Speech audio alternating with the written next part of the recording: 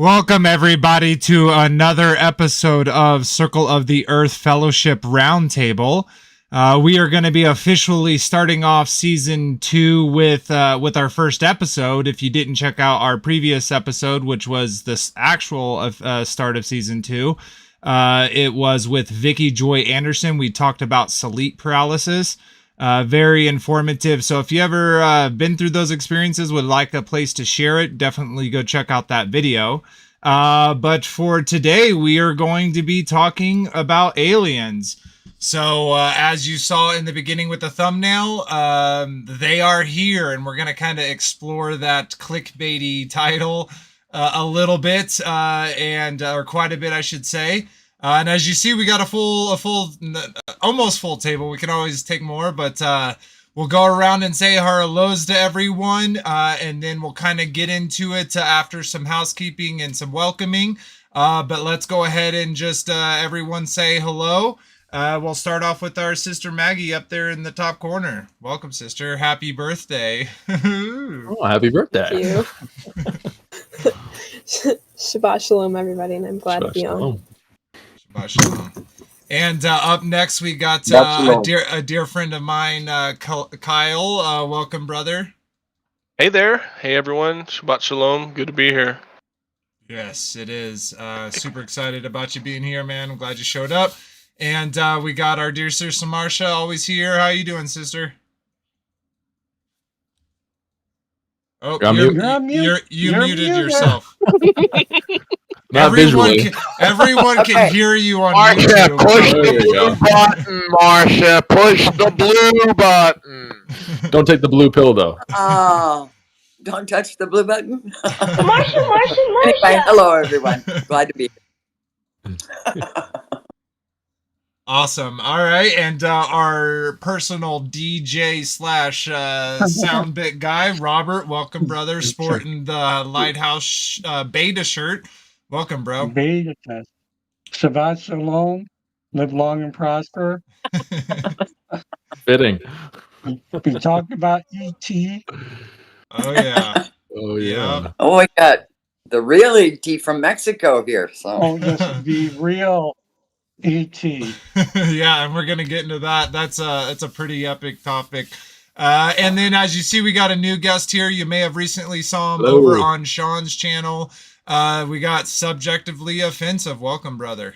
How are you? My name is Curtis, and the truth is triggering. Remember, I'm glad to be here. It's going to be great talking about aliens, fun stuff. Yeah, looking forward to it. Yes, indeed. And then we got our brother A3O Creations, Kyle. Welcome. Shalom, everyone. Another blessed day above ground. Blessed day to be here. I love talking about aliens, so let's do it. Oh yeah, so much to talk about. And as always, we got our local musician, Frankie B. Welcome, brother. Shabbat shalom, everyone. Let's do it. Aliens and craziness. Put your tinfoil hat on, people. Let's go. Always got my tinfoil hat on as the background. I have a tinfoil hat somewhere. Doggone it, I should have worn. If you need to take a break and go grab it, feel free to. I might, but I'd have to look for it. We also got Agape here, but he changed his name. If you'd like to reintroduce yourself, he gave our not last week but the previous week on one of the season 2 updates. He joined us and he's back again for episode 1. So welcome, brother Agape. Hello. Hey, thanks for having me, and I'm excited about the topic. Shalom. Yeah, I am too. And then we got someone else here. High Priest Yeshua jumped in. What? High Priest Yeshua's in the house. Yeah, so I didn't know he had a Discord account. If you'd like to just sit here and listen, you're more than welcome. If you'd like to introduce yourself and say hello, you're also welcome to do that. If not, no worries. We can move on. Okay. Sweet. If you do want to jump in, go ahead. But we're going to be talking about aliens tonight. It is a deep topic, and I think it's very much, connected to what we talked about last week with Vicky Joy Anderson about sleep paralysis. And in that episode, she outlined some connections that she saw between, sleep paralysis events and so-called alien abduction events.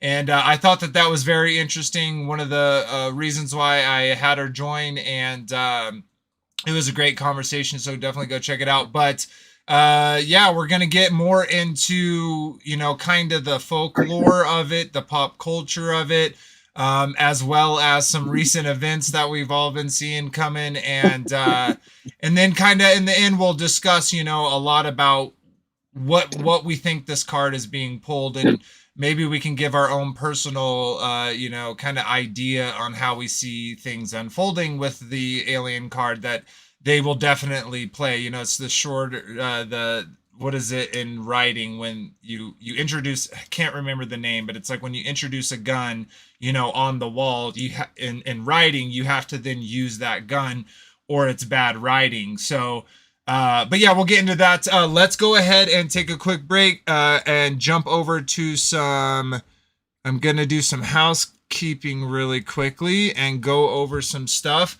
And then remember, tonight is going to be, we are going to be giving away the Sefer Bible. So what I'm going to do is after I go through this, we will do the spin to figure out who the winner is for the Sefer Bible. And then I will do a little clipping of this video and post that as well. So those that didn't get to see the stream still have a chance to get that. Of course, we'll give you some time to contact us so that we can get your information to send that Bible out to that lucky winner. So, but before we do that, I want to go ahead and take a quick second, as I like to do always, and make sure it's shown. Yep, there we go. And shout out Take on the World, Chris and Liz Bailey over on Take on the World. They share their platform with members of the community to allow us to share our puzzle pieces to their community. So we always want to give them thanks for that opportunity to do so. And like always, we read the comments from the last video. So we'll definitely pull those up. And if you haven't already subscribed to our channel, we're up to 1094, so we're almost over 1100. Again, thank you to all the recent subscribers. We really do appreciate the support and helping the channel grow. And to the around 230 people that have left comments, you are going to get a chance to win that Sefer Bible here in just a little bit. Of course, we're going to read the comments.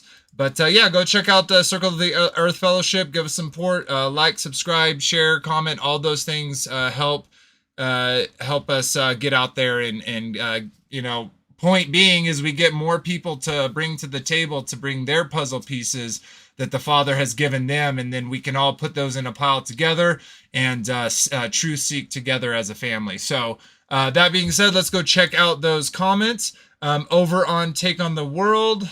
Gonna take it a second to load, so bear with me. And there we go. Still going slow. See if this one will load a little bit faster. Okay, there it goes. Yeah, and again, if you haven't checked out this episode, highly recommend. There is also more stuff from Vicky Joy Anderson that's on Take on the World.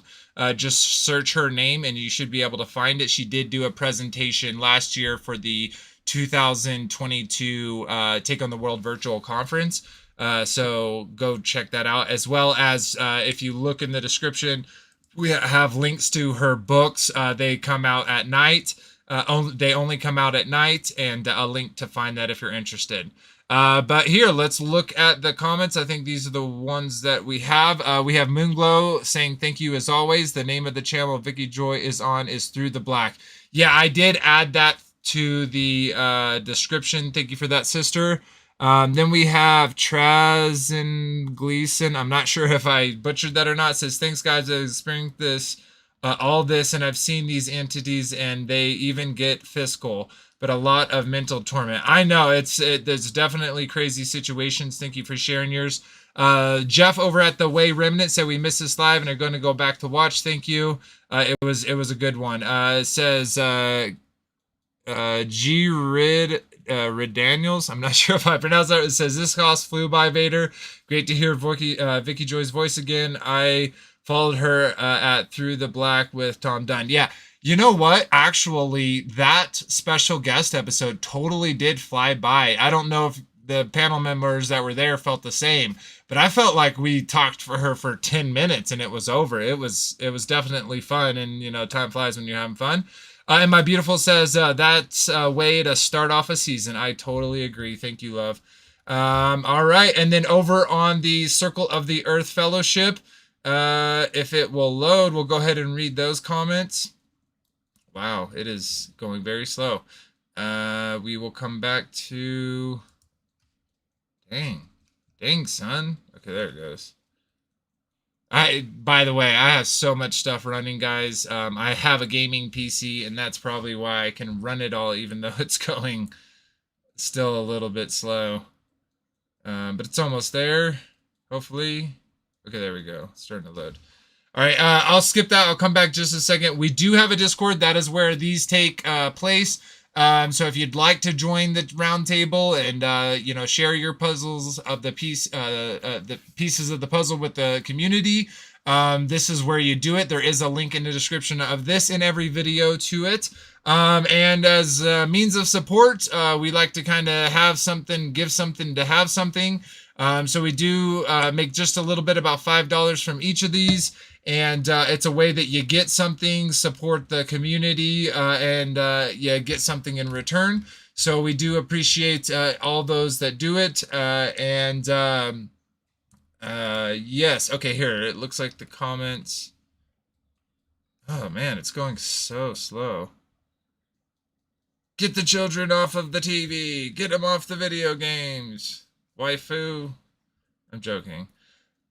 Okay, it looks like it's these four. We got one from Reed, says, really enjoyed the guest I did do. She was awesome. Ancient Hope said this was fascinating to listen to. Really enjoyed it. Keep up the good work.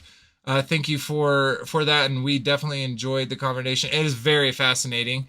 Robert Daniels, our brother here on the panel, said I really could connect with Vicky growing up. Appreciate her coming on the show. Yeah, that's really cool that y'all had that in common, and you could empathize on, you know, both sides. It's that's why we need you know, others, and we like to say on here, iron sharpens iron. So such as a man sharpens another, and for iron to sharpen iron, that requires heat, friction, and the removal of material.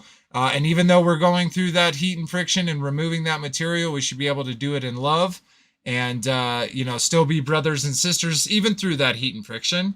And then my lovely wife said, Vicky was has so much knowledge on this subject, and I'm so thankful for her sharing it with us. Yeah, absolutely. And shout out to Frankie B. That question at the end, I thought it wasn't going to get asked. So I thought it, you know, I would forget. But you added about the solutions and, you know, focusing on the Father and you know, our Messiah and all the things and ways that can heal our problems. So beautiful. Thank you for that addition. Okay, sweet. So No problem. Last couple things. Check out Bible Gateway, great resource. Check out Bible Hud, great resource. You should all use all the different types of versions. And even though we're giving a Sefer Bible away, we're not saying that is the all-be-end-all version. But having more resources and more Bibles is never a bad thing. We definitely suggest checking out sacredtext.com. They have the Apocryphal. And from me personally, I think the Book of Enoch and the Book of Jubilees really adds, you know, the context to the story that we get in the 66 canon. And here soon we will be starting up the reading of the Testament of the 12 Patriarchs. So get excited for that. All right, without further ado, we're going to do one last thing, and we're going to be spinning this. Now, I'm going to spin it 3 times. I'm going to get 3 names, and that's just in case the first person doesn't claim it, the second person can claim it, or the third person can claim it.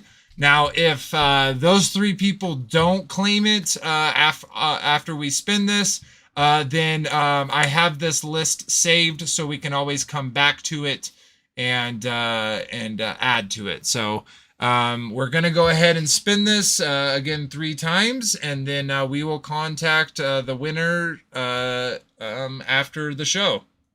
So if you're here, then that will make it easy, and maybe my wife can get in contact you right then and there. But yeah, let's do it. Y'all ready to spin? Spin the wheel, make it All beat. Here we go. Stand away. All right, for the Sefer Is it Bible. going to give a name? Is it going to Yep. give a name or a Yep, it will pop up for us. There's so many names, it's kind of lagging out. All right, so Alex Corella. If you get in contact with us, you won the Sefer Bible. And if you don't, then the next person up to be the winner. Oh, click it again. Wrong button.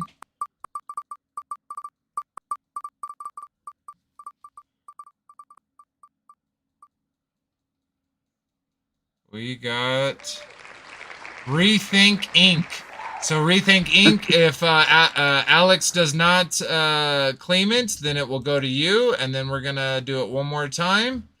And again, if Rethink doesn't claim it, then it will go to...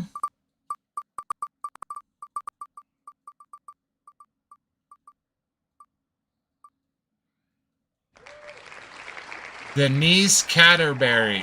So, Alex, please claim it. If you don't, Rethink, please claim it. If you don't, Denise Catterberry, claim it. And please get in contact with us. To email us, please email Circle of the Earth Fellowship. It is Circle of the Earth Fellowship at gmail.com. Or if you comment on this video or the other video, that will be another way to get in contact with you. Again, thank you all to your subscriptions and your comments. They really do help the channel and the community grow. So yeah, let's get on to the conversation. Get rid of that. Bring this up for us. Sweet.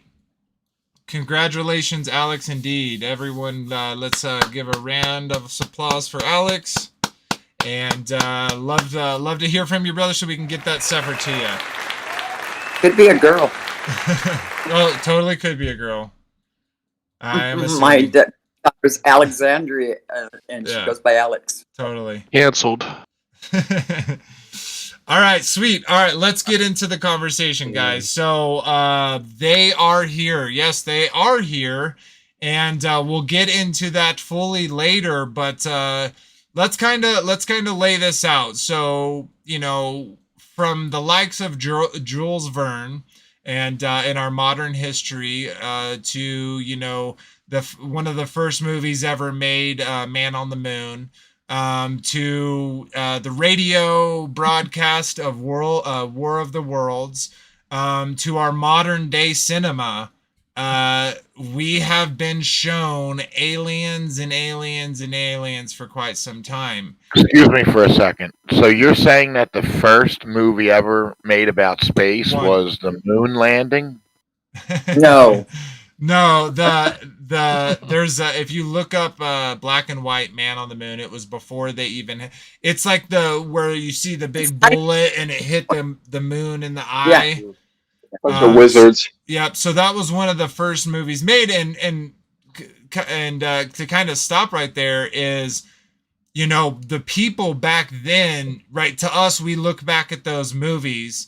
We look at things back like the moon landing, and we're like, man, how did anyone ever believe that looked real? You know, and we were talking about gamers. You know, back in the day, I remember seeing these very polygon, you know, cinematics, and like, oh, I can't wait till video games actually looks like that. And now today, it's pretty insane how they can make things look very realistic. And so, but back to that is that mindset, right? People were ready during back then in the movies, even in the silent era, for this kind of message, because that message had not only been talked about and fictionalized in books previously. But if you go back, to certain areas and certain ages, we have whole civilizations wrapped up in this type of idolatry, in this type of idol creation in of the cosmos. And we can definitely see that through so many facets of our current era. And yeah, so what I'd like to do in this conversation is kind of dive into the world of aliens, and maybe let's all start from the point where we maybe conceptualized aliens as a real thing, right? Because a lot of us or most of us at a certain point believed in the heliocentric model. We believed in the universe that was presented to us. And as such, with billions of stars, meaning billions and trillions of planets, surely that's not just wasted space, right? Surely God created other things out there. And what if those things out there could get to us? What would that mean, and how would that affect our faith? Because a lot of us, again, grew up somewhat adjacent to, or not, or if not directly in the church. And so we had kind of these two ideas, one that was listed out in scripture and one that was listed in so-called science, supposedly, apparently opposing views from each other. So let's start there. We'll go through each of us and kind of what was your conception of aliens, of course, before you came to the true earth and kind of more into the scripture, and what did that make you feel like? How was your reaction to that as a possibility? And we'll start out with you, Maggie. What's your thought, sister?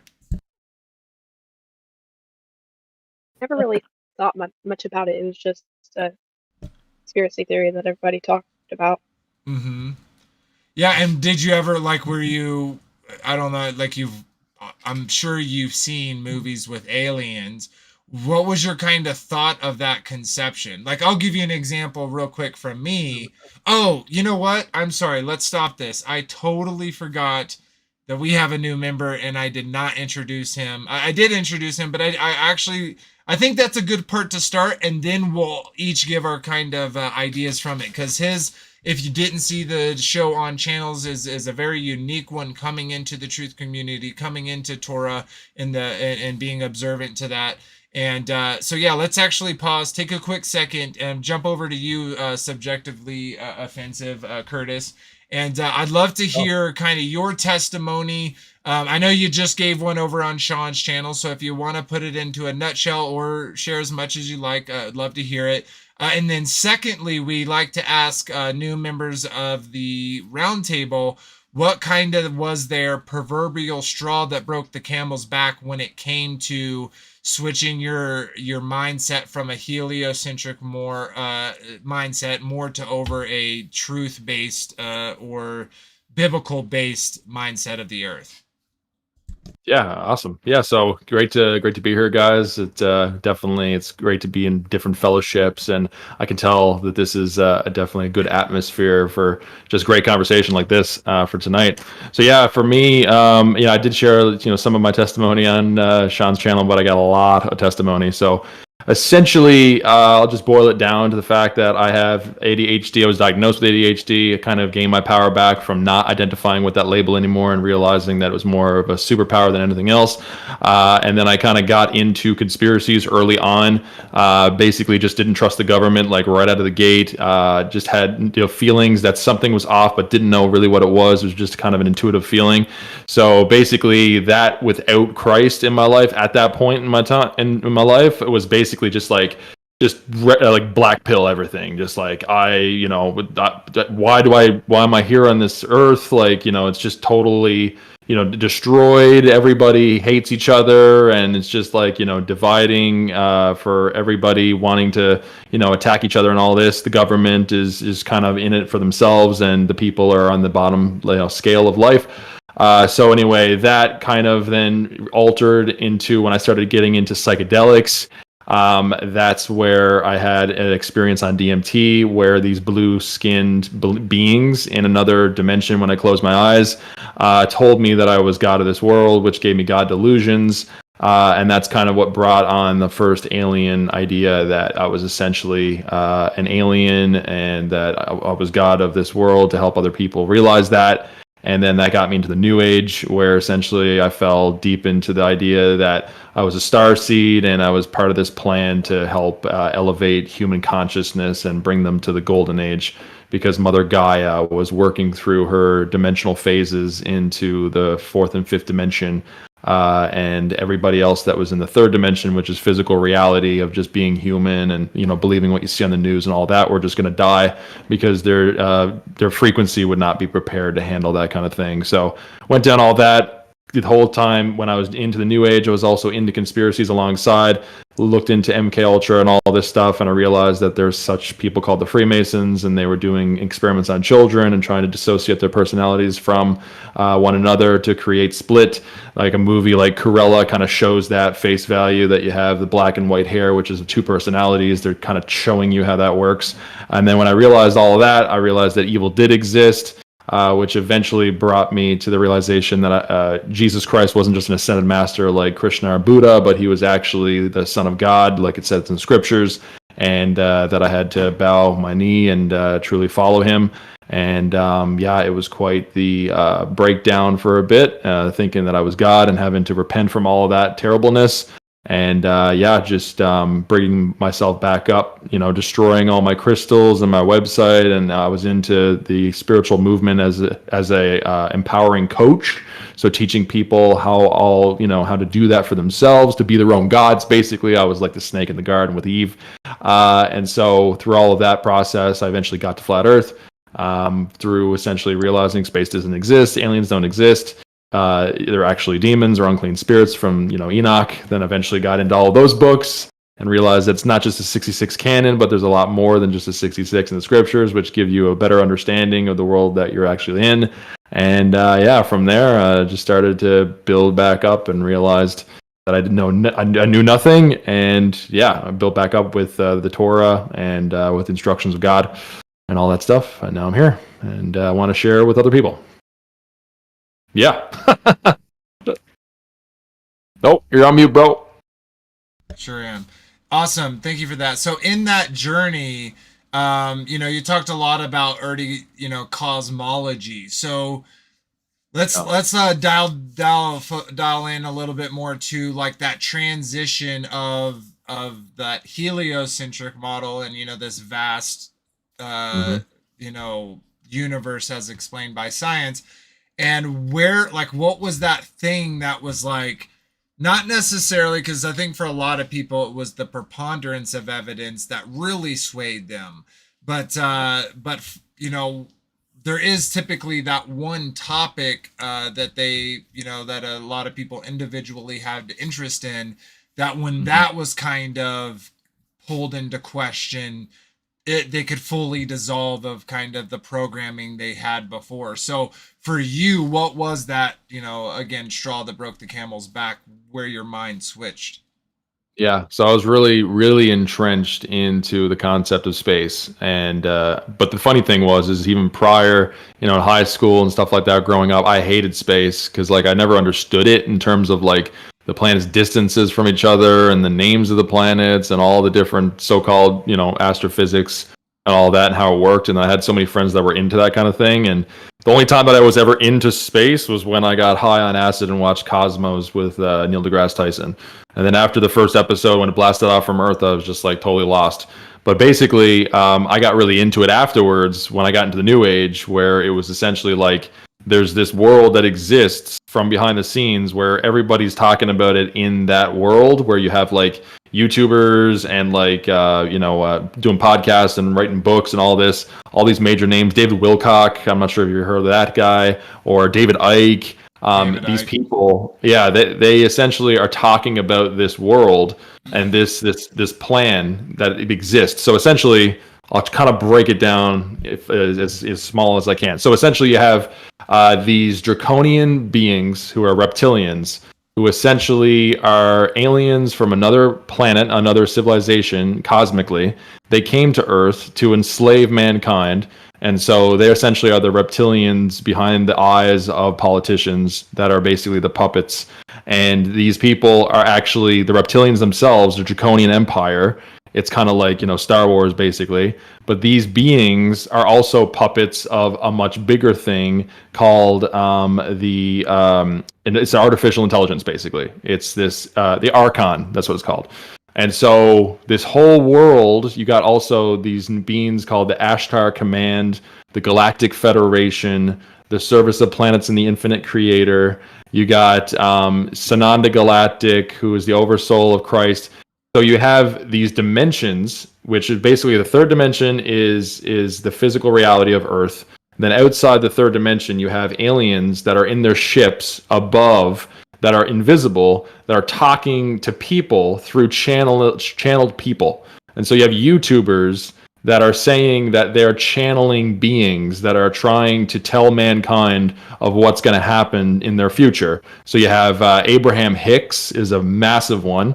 Then you got Bashar, and these people are literally in a trance where they're actually communicating these messages, and their dialect changes, their intelligence is just escalated, where the things that come out of their mouth are just so genius because they're actually communicating with these beings. But these beings are not what people think they are. They're literally demons. Yeah. But I was totally convinced in all of that because of just like how many layers of deception they got, because you're not only listening to this stuff and then getting feelings when you're reading books of like different reincarnations of the past lives you lived. And like, I know so many of my friends that are in that right now thinking that they were once like, actually one of my friends quite recently said that he was in Woodstock back when it happened, even though he wasn't alive at that time, and that he was basically this hippie or whatever. And he's now, kind of into that still. And so it's just, they play off of your desires and intentions. So you have it on multiple levels,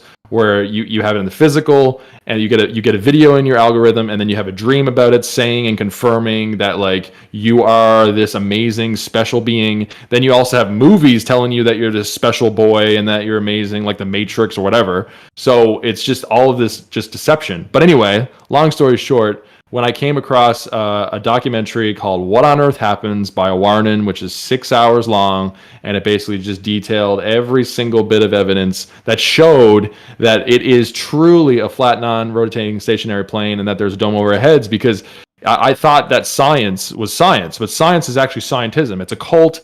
It has got literally no substance of actual logic and reason in it. It's just what I was part of. I lied to the cult, obviously, because that's the mentality I had. But yeah, Awarnan blew that open for me, and then I realized, angels are demons. Last thing I'll say that I found out, because I always dig deep into research of like trying to analyze the very basics of things and try to build them from there to understand them. And I tried looking into demon possession and alien abductions, and they both have massive amounts of data. You compare them, and they basically are saying the same thing. The people that are experiencing the same thing. So I was like, I was wrong about all this, and I was being tricked by a higher intelligence that is just much smarter than me. So I was just a fish in a barrel, unfortunately. Yeah, and that's exactly why I had Vicky come on before us actually starting with episode 1, Aliens, because the connection between sleep paralysis and alien abductions was an interesting one, as she pointed out. And I'd like to take a minute and kind of jump in there and respond to some of the things you said. So I also was told that I had ADHD while I was in school. Fortunately for me, my dad said, hey, my child's not going to be on meth, so you will not be giving my children those drugs. Beautiful. And, but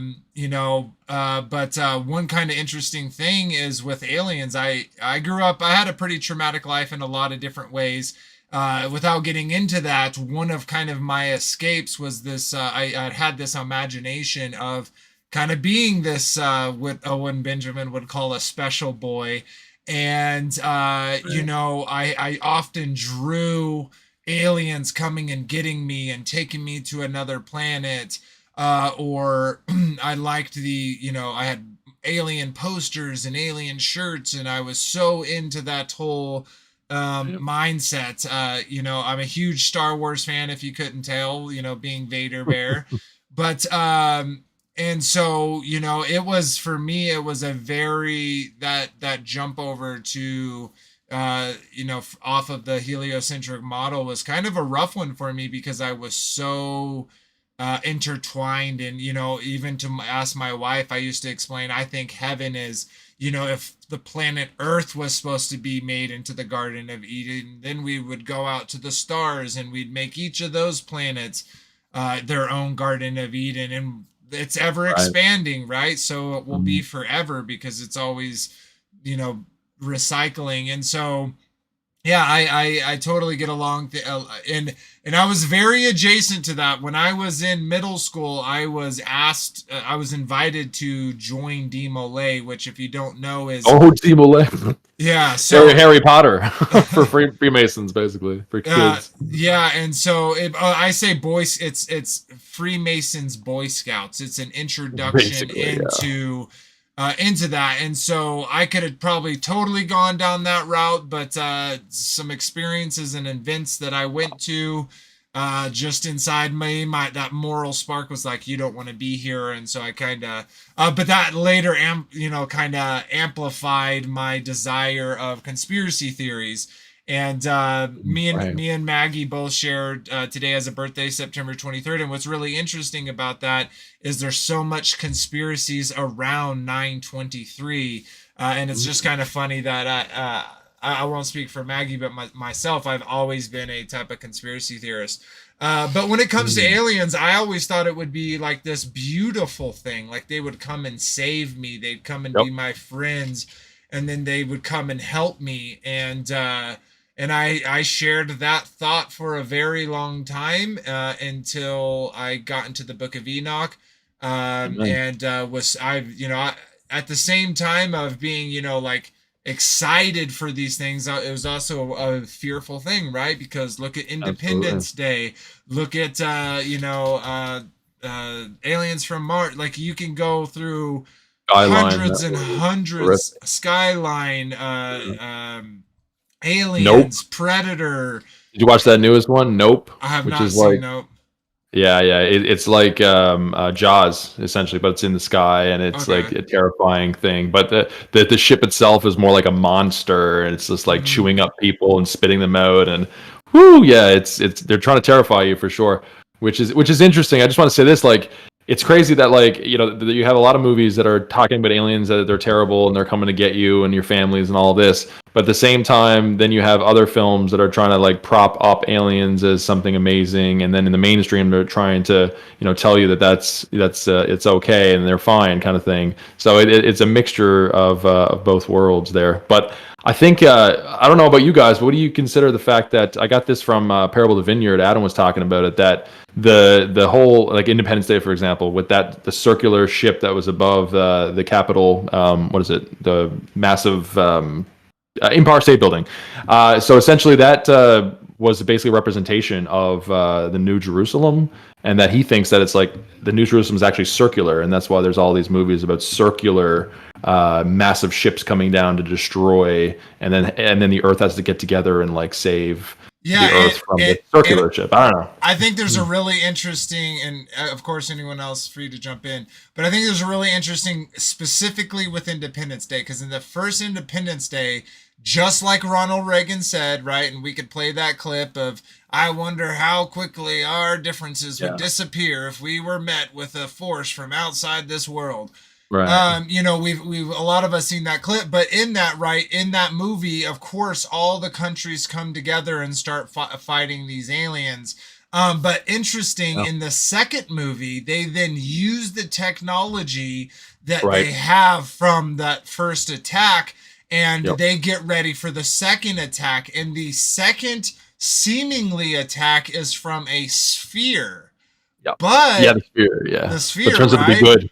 But that turns out to be good and wants to help us defeat what's actually coming.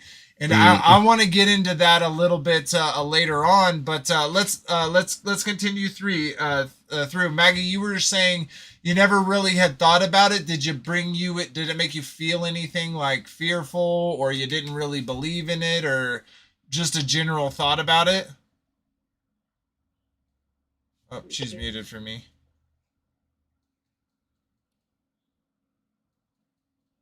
Can you hear me? Yeah, there you go.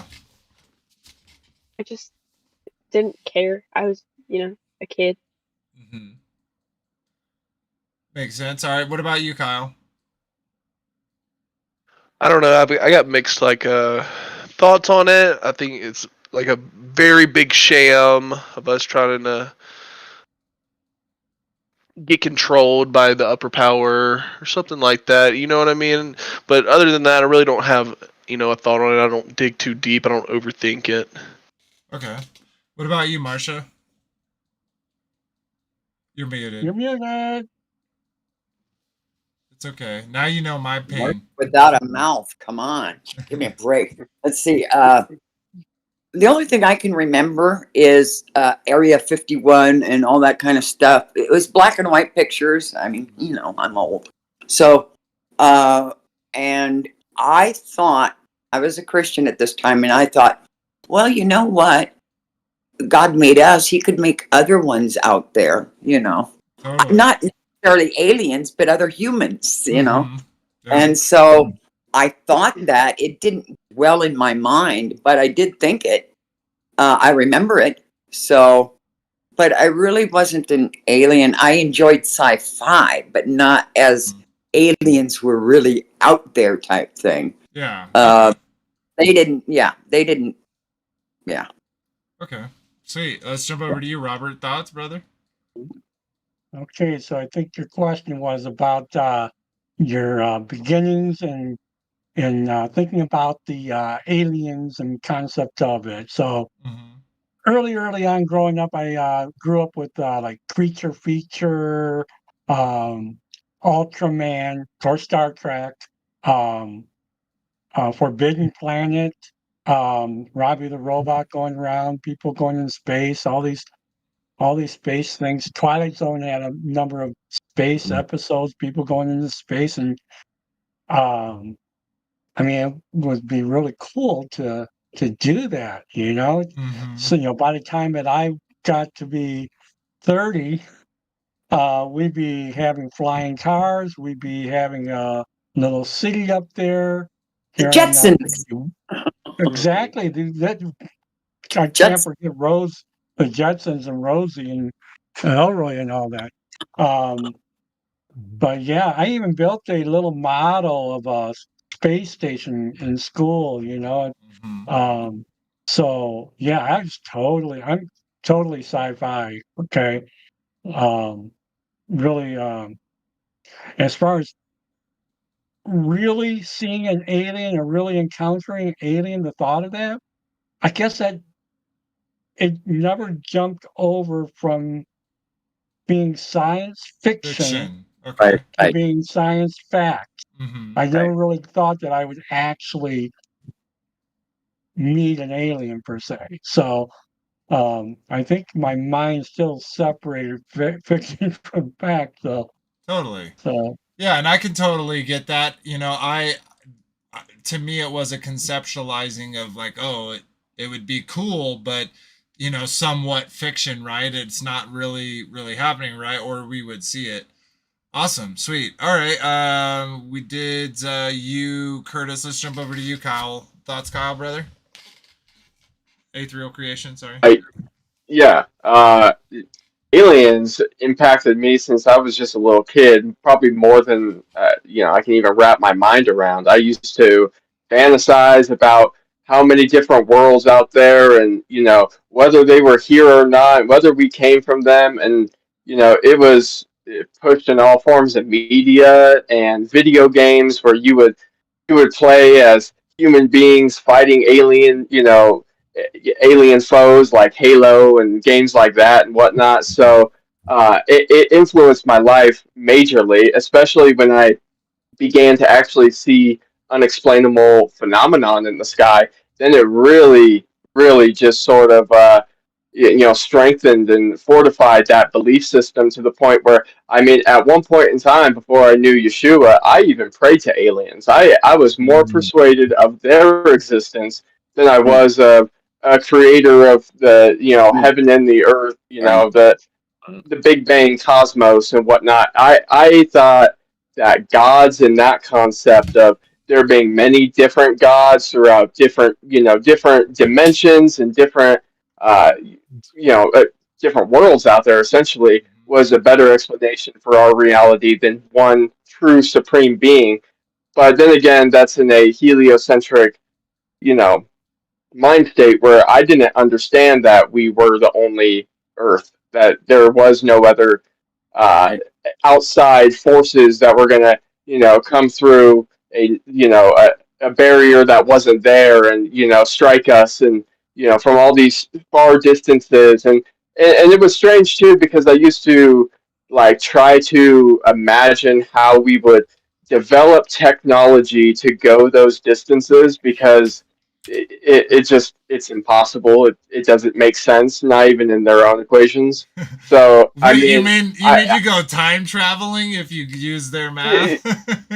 yeah, exactly. Well, yeah, bending space and time. I mean, I probably still have notebooks from when I used to sit there and try to rationalize it and make sense of quantum physics and quantum entanglement and how things could be separately but intertwined and how you could essentially fold a b have point A and point B and you And just fold fold the that piece of paper and paper. poke it through. Yeah, dude. So yeah, so like I've said before in previous streams, like that whole philosophical trap was like a drug for me in itself, where I could actually sort of blast off in my own vain imaginations about these things that none of it, not any of it, was relative to reality whatsoever.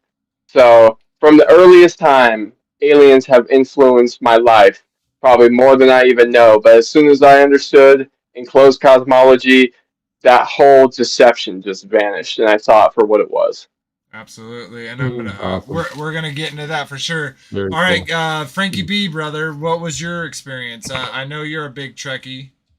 Well, yeah, I grew up on Star Trek, so I envisioned our future as Star Trek going to, and then when, they named the shuttlecraft Enterprise, I thought we were going, and then the cell phones, the whole communicator thing, and I grew up on Stargate, Starman, then I was in a, like you were saying, offensively. What's your name again, Curtis?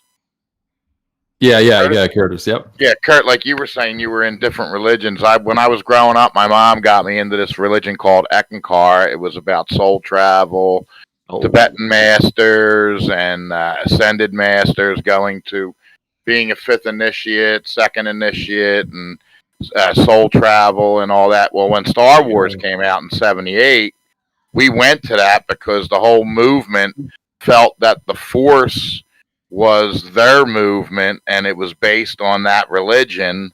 So then I, started getting into Star Wars, the other worlds, but then when I got into the Bible, I started to realize that, God created everything. So why wouldn't he create aliens? And then reading Revelations, the beast around the throne could have been alien creations that he created. But now that, I'm a preterist, I just see the book of Revelation as mostly allegories of the destruction of the temple in 70 AD. And I believe that the Bible is fulfilled and that we are in a world without end, and creation and whatever happens here is dependent on us manifesting, bringing his glory into reality. And I also believe that the elites, they know the Bible. Like the Bible says that the devil knows the word of God more than we do. So they're playing it out in their scenarios with the bringing of the vaccines as the mark of the beast, the nanotechnology. I actually heard a theory, and that E-War series, What on Earth Happened. was one of the greatest video series I've ever watched because it just opened my eyes to all the architecture throughout the realm. And then the timeline with the I and the J in front of the years, that they've added 1,000 years to our timeline, and the Great Reset in 1800, which would be really 800, according to the real timeline. If there was wasn't 1,000 years added to it. So pulling back a little bit from some Tartaria and right. all Well, that stuff. I just wanted to comment on that. Because, totally. But more specifically with aliens, like what was your kind of thought about them and how they would interact with your life if you did it all? I know you kind of went through a little bit of it, but to dive a little bit deeper into it. The whole thing with Area 51 that Marsha brought up, and then there was a TV series on when I was growing up called Stargate. I don't know if you remember that. SG-1. But, yeah, Stargate, and then Area 51, and then opening up portals. I started to think that Stargate could be something real. Mm-hmm. That there was interdimensional beings coming in through a Stargate, so coming in through portals. But then when I got Flat Earth, then I realized, it's all just demonic forces. The aliens are just, hybrids that ancient civilizations or there's a video that Vader's going to play on chimera hybrids, and that movie Guardians of the Galaxy 3, this evil scientist is trying to create a new Earth with hybrid chimerian people, where he takes animals and men and merges them together. And I think that's been going on for 1,000 years. And they've been trying to recreate, and they're going to roll them out as the aliens.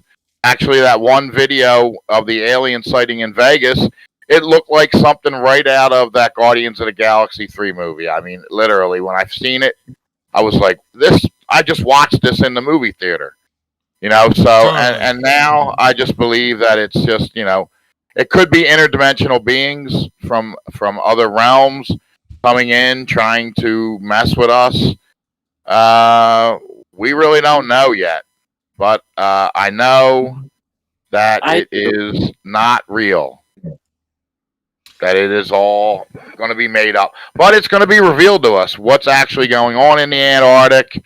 What if there is portals? If something's going to roll out, and I think that the Tatarian electromagnetic forces are going to be their hovercrafts, which are going to be their UFO flying saucers. They're going to fly off the electromagnetic field that is in this realm.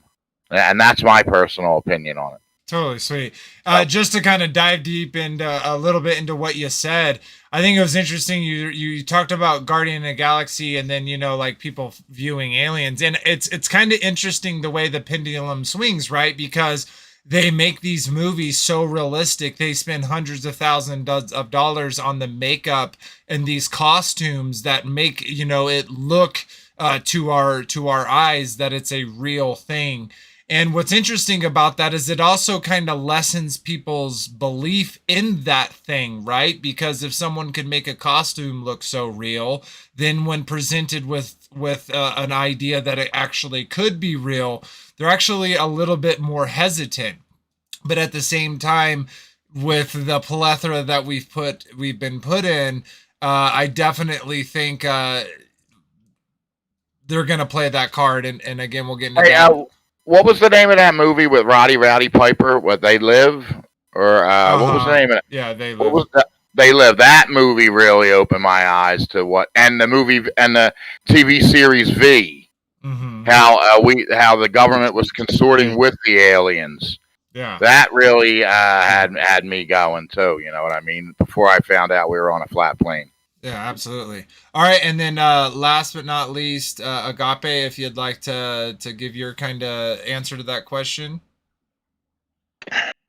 Yeah, pretty much as a kid, I loved the thought of aliens, and and everything about space. I was so deep into space and aliens. I loved Star Trek and all the space movies. Mhm. And then as I got older, as a teenager, I would love hanging out with friends, and we would like smoke marijuana and watch Ancient Aliens. And that would be like our thing. Is just like everything about aliens and the galactics and space. Like pretty much like trying to remember all the ridiculous numbers of 2 trillion miles, the next stars 2 trillion and this and that. I'd be like, oh, I'm trying to memorize all the numbers of all of this galaxy and that galaxy, right? And I just like, me and my friends would just totally be like going crazy, right? We'd just be like, wow, it's like so intrigued. And then as I get older, and I was deep into conspiracies, learning more about aliens and alien abduction. I always thought that was pretty interesting. And then when I got the God pill in my life, I started reading the Bible and started getting spiritual and talking to other people. I realized that the deception of aliens and space all were intertwined. Yeah. And I remember there was a quote by this Satanist. His name is Aleister Crowley.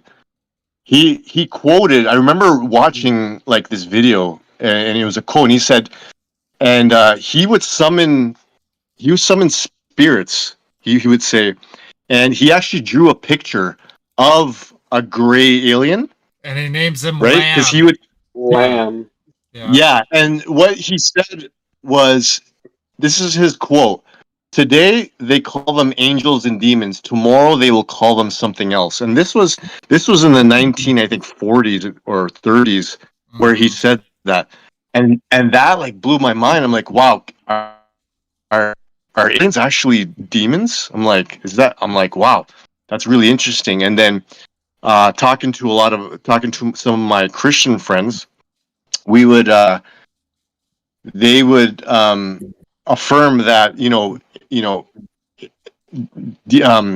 aliens are demons and it's all spiritual, and this is all spiritual. It has nothing to do with another galaxy and all this stuff. And then as I learned more about flat Earth and biblical cosmology, it all made sense. I was like, yeah, I'm like, everything is spiritual, and these are probably, like you said, interdimensional. And my whole view of aliens changed, and I honestly I don't really research it anymore because I know the truth about it. So yeah, that's pretty much the origin of my belief of aliens. Awesome. I want a question. Yeah. The ones that were in New Age, do you remember Ramtha, the one who would channel this Chinese person through her, and she was talking to all the stars about their stuff? Hollywood, and her name was Ramtha. No, No, but there's like thousands of them like that. It was really big, dimes a dozen. Many years ago. Yeah, not that particular name, but there's thousands of them. Yeah, there's lots of people. There was a disciple of Aleister Crowley. He was part of Area 51, and there is a theory. There's a thing going around that he opened up a portal in Area 51. That's why no one's allowed in there. Do you know the guy's name? Yeah, the Babylon working, or was it the Amalantra working that they were doing that experiment that Area 51 opened shortly after. It's either one of those, one or the second one, Amalantra or Babylon working. Yeah, it's what is that? JP? Is it J? Yeah. I can't remember the last part of that. Jack Parsons. Yeah, Jack Carson, Jet Propulsion. Jet and Propulsion, yeah. So yeah, You mean Tony Stark's father? Yeah. Yeah, right. Looks just like him. Not to mention the Scientology dude, and L. Ron Hubbard, and oh yeah, all the other characters. I'm gonna play that South Park clip a little later, and we can talk about that. It's pretty interesting. You guys did an interview with L. Ron Hubbard's son, D. Wolf, came out on one of shows back in like the 70s and talked about how his father was actually a Satanist, and he was like part of it because he grew up in that particular Scientology cult, and he kind of reveals kind of behind the scenes of what it was all about. Very interesting. Yeah, absolutely. And there's so much of that, right? We even have that sprinkled throughout. We've talked about a cult, right? But we also have Protestants kind of dabbling in that. Of course, we have the Catholics with their Lucifer. Oh, please, Snoops, don't tell me I'm lying. Talking about that it's actually not called Lucifer when it totally is an acronym for Lucifer. And, I don't know if y'all ever saw that, but they literally were like, well, yeah, they would, if aliens came, well, they would probably would we baptize them? And they're like, yeah, we would baptize them. Well, maybe not. Maybe they would baptize us. Maybe they would give us new revelation. Right. So yeah, there's so many groups out of there. And, so let's, I want to turn this a little bit to the kind of the fearful side of it, because, I think, not just the fearful side, but it's interesting to me how, mostly at first when aliens were introduced as a concept, it was always as a war, scenario, a violent scenario in which these aliens would come and attack us and, in signs, for our water, and Independence Day for our entire Earth. And it goes on and on and on. Remember that movie Mars Attacks? I never watched it, but I've seen clips of it. That is terrifying. Those aliens and the sound of them, and when they came to Earth and shot them with the lasers and turned into skeletons. Man, that's freaking brutal. And then you have stuff we come in peace. Yeah, exactly. And then we have things that are more on the maybe parasitical things, right? Alien, bro. Alien, right? The world's Alien. Body snatchers, right? You wouldn't. Yeah, body snatchers was big when I was growing up. They live. Aliens, Predator. And we have a lot of these examples of reasons to be fearful of them, but I've seen over time how they've also been slowly shifted to more of a positive or friendly role, where they're coming to help us or, solve an issue or just genuinely coexist with us. And we even seen they literally call our cell phones alien tech. You know what I mean? There's alien tech correlated with our cell phones. You know what I mean? Alienware, they think they call it. That's a computer brand. Computer, yeah. Yeah, and so it's totally out there, and bringing up Roswell and Area 51, right? At the same time that they were kind of slowly shifting them from these evil invaders, they were also slowly shifting the. We'll specifically talk about North America. They slowly shifted the idea of their even existence, right? Because you go back to, let's say, 1950s, you'll have a major percentage of America that don't believe in them. You jump up nowadays, you ask 100 people on the street, probably a close. I'm hearing echo, Frankie, on your side. Oh, sorry. No worries. If you asked 100 people today on the street now, I very easily 100 of those people would say, yeah, aliens are here. Now we're right in our modern area, right? We have it where they're showing us supposed biological remains of aliens, shifting it even more from a possibility to a probability to a we have evidence right here that it's real. And not only through the cake alien, but also through the footage that we've seen of these crafts, right? And in these congressional hearings, we say, oh, well, we know they're not any of the nation's equipment. They're not our equipment. Again, if they were other nations' equipment, would they openly be saying, yeah, we got that tech that no one can explain? No, of course they wouldn't. And so that kind of gives them a good, plausible deniability when it comes to it. But the reason why I really wanted to talk about that kind of transition of aliens from this danger to this, kind of messiahs, right? People who are going to save us, is I think that that's actually intrinsically tied from them shifting the world from a spiritual mind to a quote unquote scientifical mind. Because when they did that, they were forced to erase things like the gods of old and the chimeras of old, the mixing of animals and humans, and animals and they kind of had to fictionalize those things. Those things aren't possible.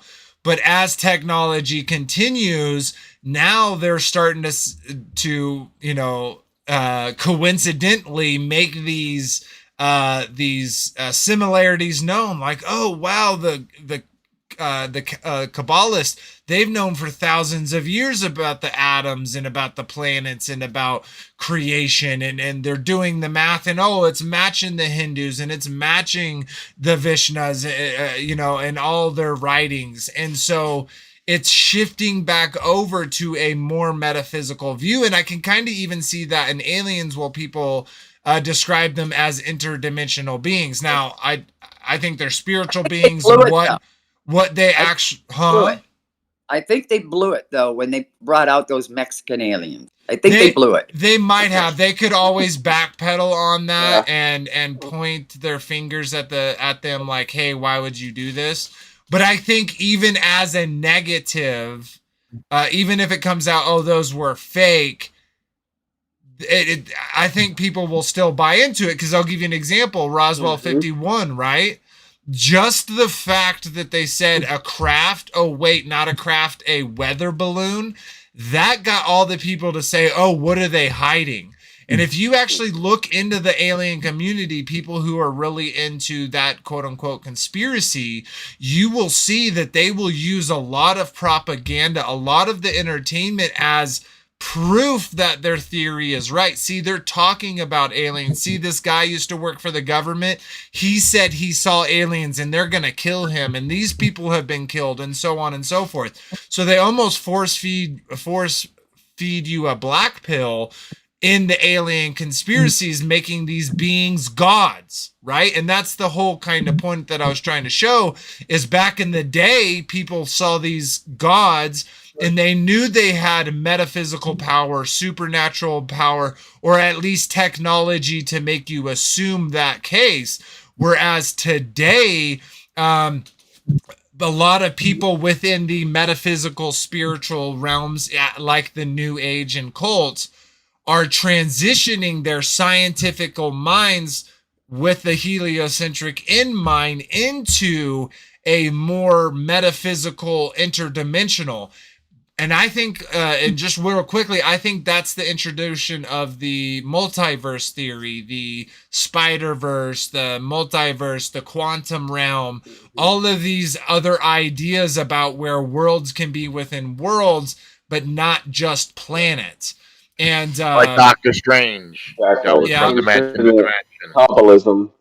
Exactly. And so they're now introducing, they went from the scientifical theoretical model now down to the spiritual metaphysical model. And that transition, I think, is there and for a purpose, because it made a lot of people forget about the old gods. And I think the point of that is they did that so that when these new gods are revealed, they are now revealed as aliens, as these metaphysical beings from distant stars and different constellations.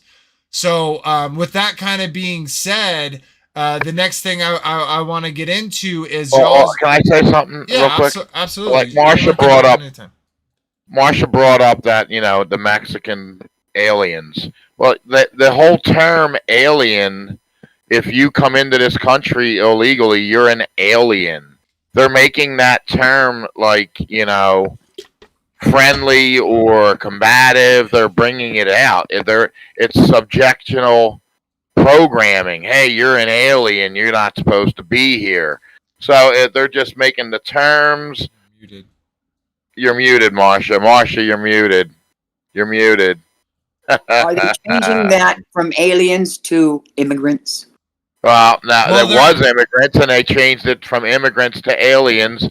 Now they might have went back to immigrants. I don't know. Yeah, but, they're going back for the whole PC thing. But yeah, I definitely think that. And then there was the whole X-Files thing, which was a cult movement with the alien community, And at the end of X-Files, right, the whole point was them releasing that information to the public. And right. Take a quick tangent off this, that very similar to Edward Snowden, right? Gave us little bits of information and let our minds kind of fill in the rest. And that's definitely what they've been doing for sure. Can I share my screen? I want to show you something right quick. Yeah, just click the share screen, and then I can click the thing to make it big for everyone. All right. Or y'all can click it to make it big for y'all, but I'll click it. You got to show that cake that Robert sent you. Okay, you guys see that? Yep. Do you know what this is? Has anyone ever seen this image before? No, that's a really cool, interesting image, though. I've seen it on Twitter. Yeah, I've seen that on Twitter. Yeah, so this is, like I was saying before, there's kind of like this hidden world behind the scenes that not many people know about. Mm-hmm. This is the hidden world, and all of these terms that you see here are basically terms within all different communities across the internet. We all know about the Q movement, right? The QAnons, the white hats, the black hats, and then you of course got terms like end human trafficking here, trust the plan. So this is essentially like a game plan that they have. So we have like escape the matrix, which we all are familiar with that term, right? And you have fake news media, false flags, 9/11, big banks, all that stuff. And then basically it goes in as you're going further up the this iceberg here. You're getting into more like out there, more like niche communities. This is what I was part of. It's called QHHT, Quantum Healing Hypnosis Technique. And it's funny that I was able to just basically find this map after I kind of got out of the New Age and realized that this was actually just a game plan that the enemy is using, and it's showing right in front of our faces. Because if you search up any of these terms, like, say, for example, you got Anunnaki. Right? You've ever heard of that before, right? Yeah, it's funny that they describe the Book of Enoch here. They actually have that, but you can tell that this is lies because they actually have right here, we're at Flat Earth PSYOP. Right? Yeah. But they mix it in with all of these truths, right? You got child trafficking, the Nexium, pedophilia, dark web, mass shootings, all of that. But we know that that's, a false flag. Yep. But essentially, as you go further up, and like I said, I'll just finish this part. I was part of QHHT, which is Quantum Healing Hypnosis Technique. I was part of the Light Workers, Starseed Children, that's what I was talking about earlier, and Indigos. And look right next to it, ADHD, right there, because they're targeting people with ADHD. That's what they're calling you. And then essentially they have these things. I've discovered this woman's book, Dolores Cannon, which is right here, Dolores Cannon. And then I read her book, The Waves of Volunteers. That's actually how I was convinced into quantum healing hypnosis technique, because they said people with ADHD are these special children, these volunteers that have come to Earth to help humanity grow. And so then you have like the dark side of the moon, where you have essentially you can go on YouTube or any other website where it talks about how the moon is a base, a military base, or it's hollowed out, or the Nazi breakaway groups. And then you go over here to secret space programs, So these people, they believe there's these, like CIA, ex-FBI, and they talk about how they are part of these space programs. One guy in particular, his name is Corey Good. He's friends with David Wilcock. They both do a show called Cosmic Disclosure on Gaia, and Gaia's actually here in this map as well. And anyway, they talk about, Corey Good in particular, he talks about how when he was young, he used to be a psychic, and he was kidnapped when he was young by the government and taken into space, into this suspended area where time stood still. So they would basically be able to train him and help him, acquire his abilities as being psychic and be better at it. And then he would actually do that for like 10, 20 years, then go back into his body in the real or on Earth. And then essentially he would be the same age because it was just time suspended. So he called it this 20 and back program. And there's all of these like details that show, in paperwork that even, shows that was in existence, but it's all fake. It's just so well crafted. The enemy is so intelligent in terms of we're not dealing with something that is human. We're dealing with like higher intelligence above us. Because if you don't have Christ, this is going to trip you up hardcore. And then, like I said, eventually, you get into this ancient artificial intelligence, which is essentially, that's the Borg, right? In Star Trek, that's actually what they kind of define it as, to get your subconscious to pick up on that idea that it exists, but it doesn't. But essentially, but in a sense it does, because artificial intelligence truly is, unclean spirits, right? So, and this is what controls everything. And I would highly recommend anyone, if you'd like to really check in and, or if you have any new age friends out there, get them to look at this thing, and really you can just show them that, what you believe is just on a map, and it's not anything that you've come up with because you're a special boy. So anyway. Indeed. It has fun to end there. food on there. Anybody remember the show Fringe? Because Fringe dealt with a lot of that stuff. Yeah, look up the show Fringe. Like X-Files, yeah.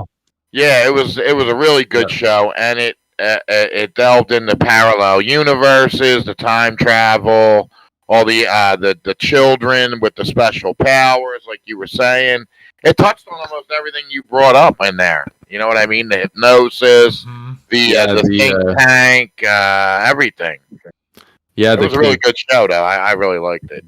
Can we say the V word? What's that? The name was Fringe. No. Can we say the V word? Vaccines. I think you did already. You just did. But you won't Why get. couldn't you? We got to call it the jabby jab, or what is it? The jabby jab. Is that on there? the beer flu. It probably is, but it doesn't. It could probably be under pharmaceuticals, right? Vader Bear, can I show you guys another video? I don't know if it'll be copyright or not, but this is essentially, I used to be in a Jesus cult, and they showed me this particular, like they have a source YouTube channel called Source Directives, and anyway, it gives you a kind of picture in like a clip form of like all the weird things. I don't know. Would you be interested in checking it out? We can try it. Okay. All right. Yeah. Well, we're not going to watch the whole thing or anything. I'm just going to skip through some stuff and gonna just give you a kind of a. So this is supposedly like pictures of angels. That's how.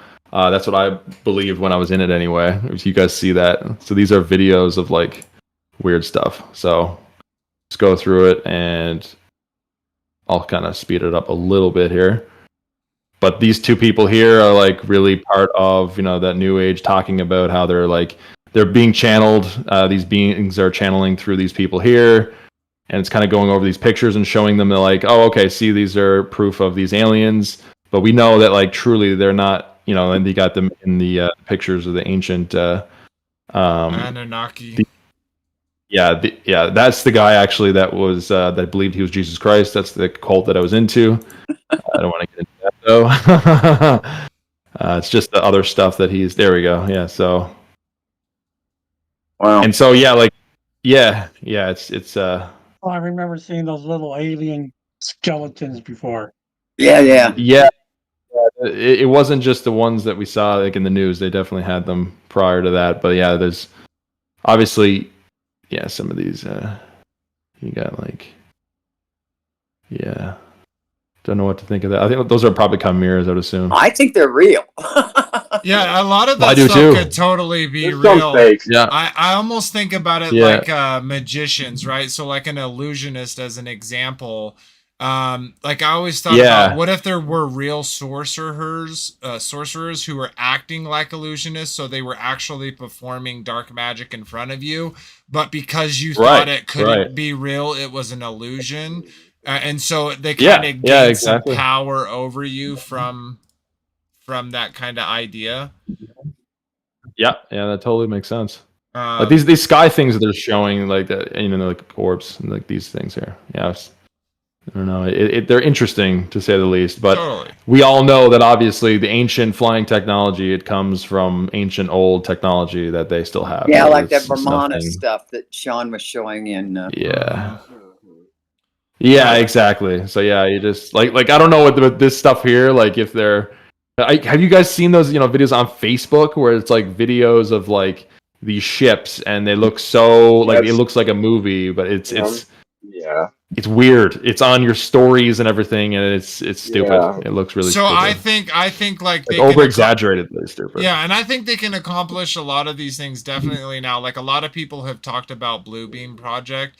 I think it could be very easily drones flying in sky and kind of broadcasting this. But I also think like a lot of these, like the whole thing that happened in Canada where they create these, kind of this looks monolith. That looks like a jack from playing jacks. Kind of like right? Like kind of like just think about like something like that you can make intricate like as a lantern, right? And then it's floating up against this weird item. So I think it could be a mixture of both. And I think some people like just like how videos on TikTok and YouTube are faked, situations are faked because they're funny or entertaining, right? There's an incentive to do that because you get money, right?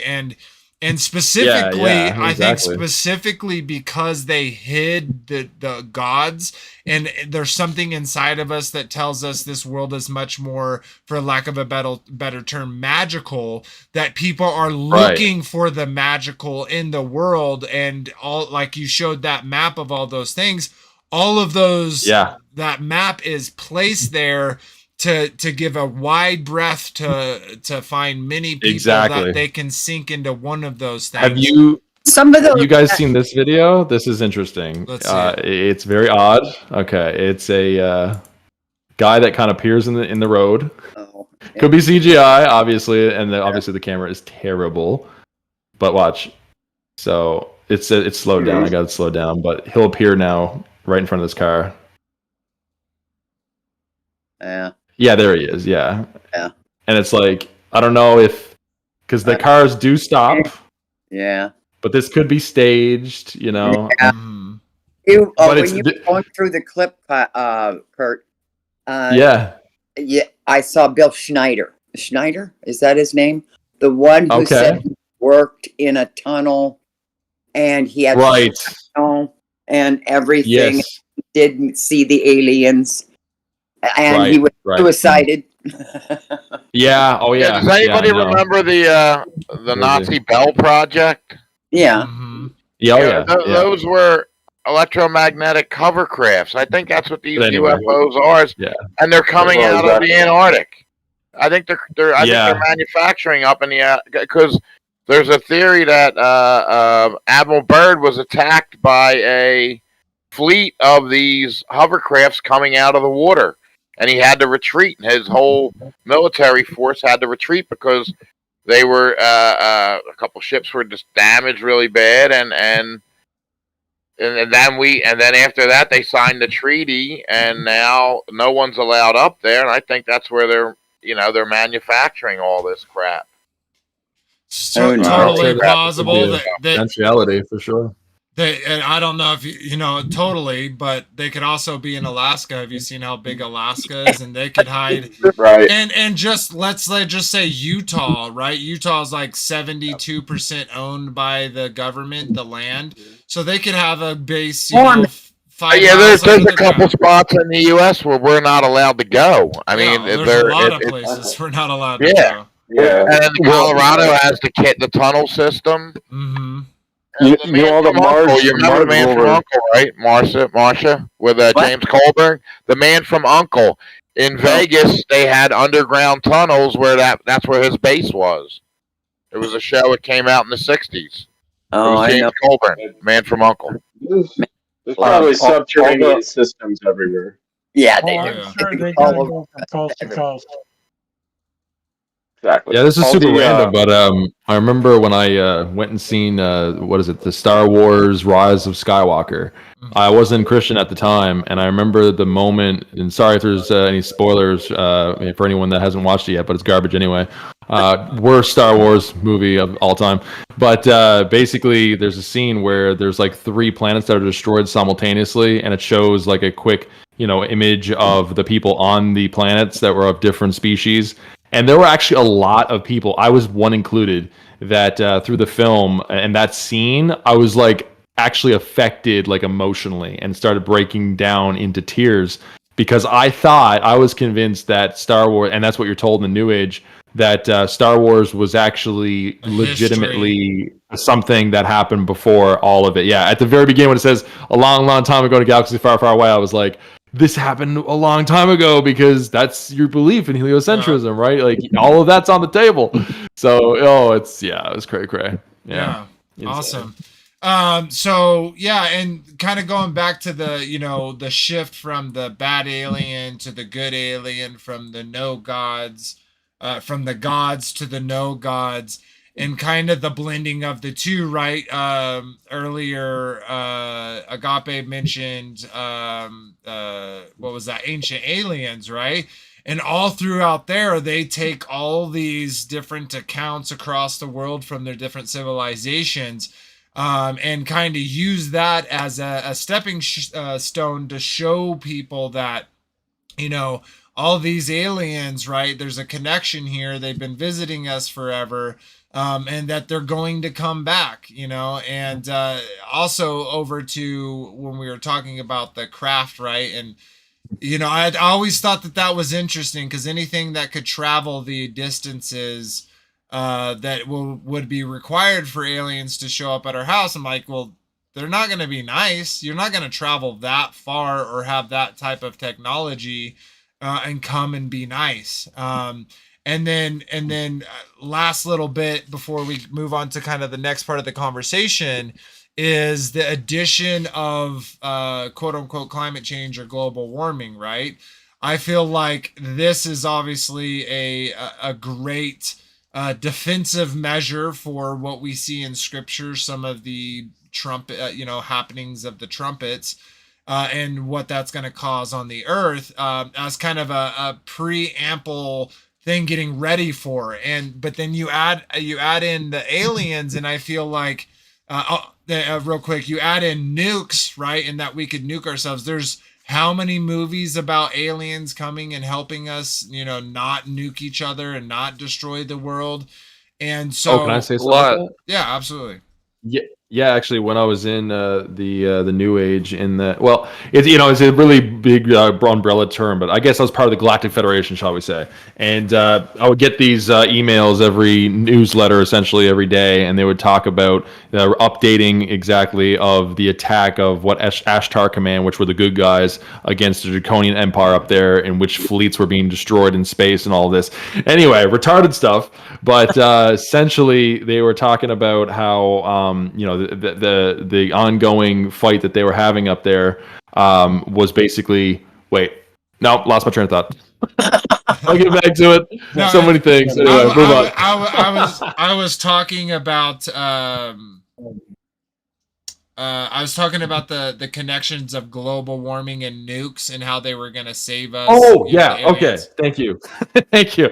Yeah. So part of the transmissions, sometimes they would basically say that the military would confirm this in their own, when the black hats would basically talk behind the scenes and the white hats in this Q movement thing, and these, debriefs basically saying that aliens would be dismantling the nukes nukes as they were essentially trying to attack each other, and the aliens were the ones that prevented nukes from ever taking place, because the military were actually reporting that over bases, when they had those nukes available, the UFOs would basically come over and dismantle them with EMPs and all this. And it's just like, it's hilarious that all those things are, the way they got it jacked up. It's crazy. Yeah.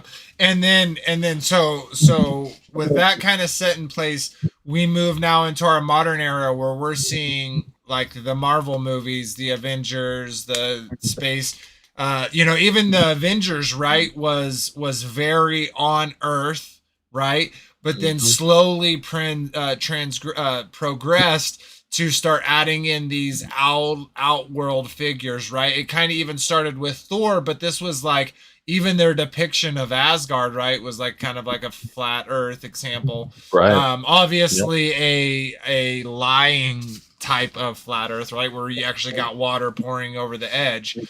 But then with these beings that are saving us from these alien invasions, right, that are saving us from these alien attacks. And so Eternals, that's a good one. Yep, Eternals. Well, it's not a good movie, but it shows kind of the plan there. Yeah. You got the orb that comes down, and so there's so much there. And so for me, I'm going to take a little break. I know I've been ranting a little bit, but I have always been drawn, like I was drawn as a child, to aliens, like I was drawn to space. I've also always been drawn to Revelation 9. And I know, guys, I've talked about this a million times, but the locusts to me are such a big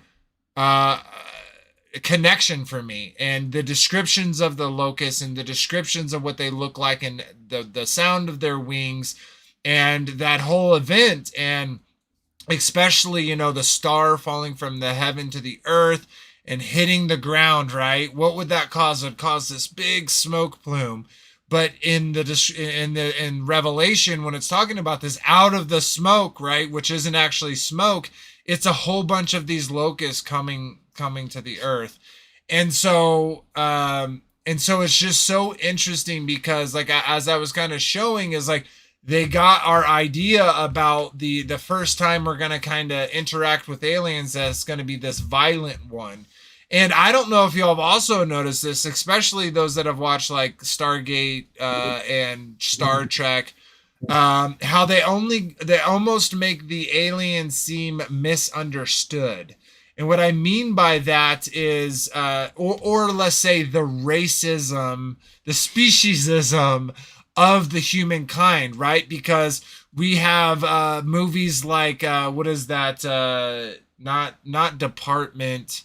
Area, it's with the guy and they call them prawns and they kind of look like shrimps and bugs and they all put them District 19, District 9, District 11. District 11, right? 11. Where you have this, sure.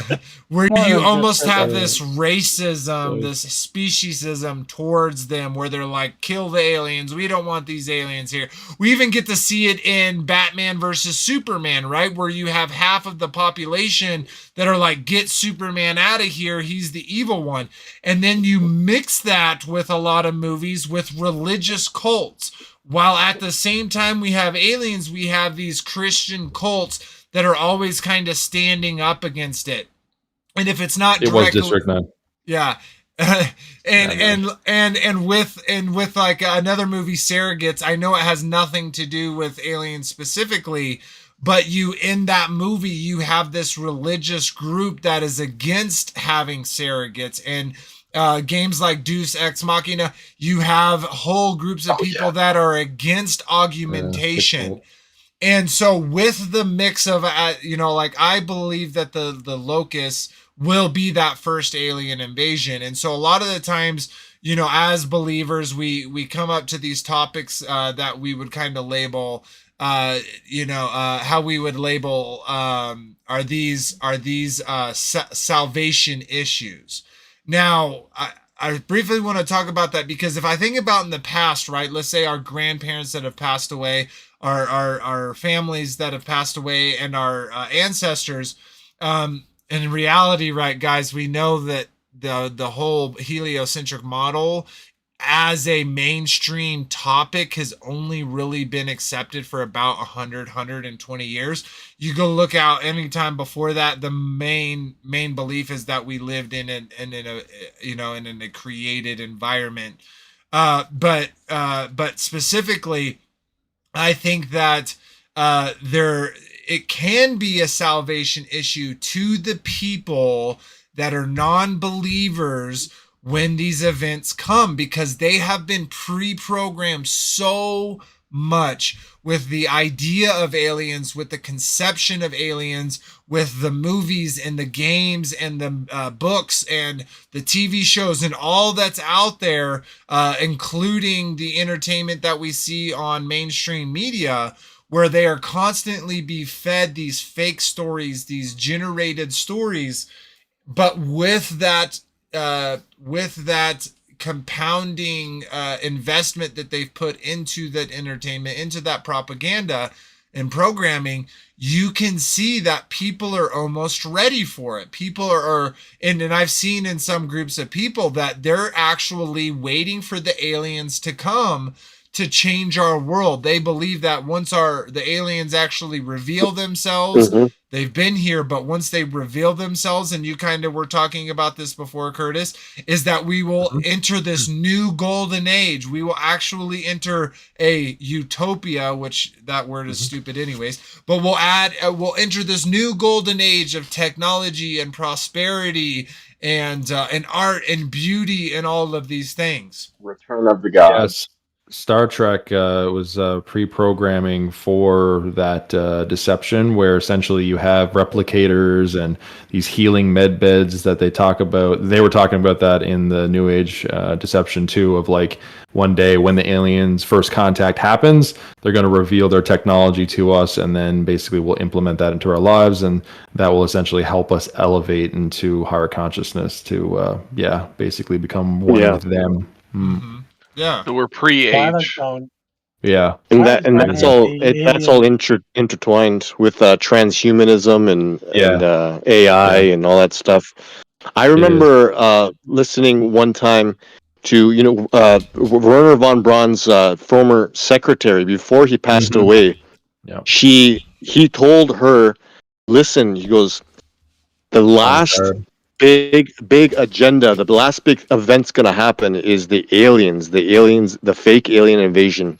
He kept on telling her before on his sickbed, "Listen, this is exactly what's gonna happen." And like, as we know, like I said before, Werner von Braun on his tombstone has Psalms 19:1, so he knew the lie and the deception. He was part of it, right? And I guess on his deathbed, he knew that he had to spill the beans and tell the world, right? It's like he had his conscience was telling him. But yeah, all this is all a Luciferian false light. This is all a false light agenda to bring in the the false light ploy to deceive the world. And those who endure to the end, those who are deceived will fall for it, and those who are not will not fall for it. And we just have to stay focused on the kingdom, and that's it. Amen. Absolutely. Not going to be aliens. What if this generation is getting all caught up in that, and it's not going to be aliens that save us? It'll be something way different. I don't know. It just seems like asteroid. Well, I get the whole aliens thing. Real quick, Kyle, sorry to interrupt you.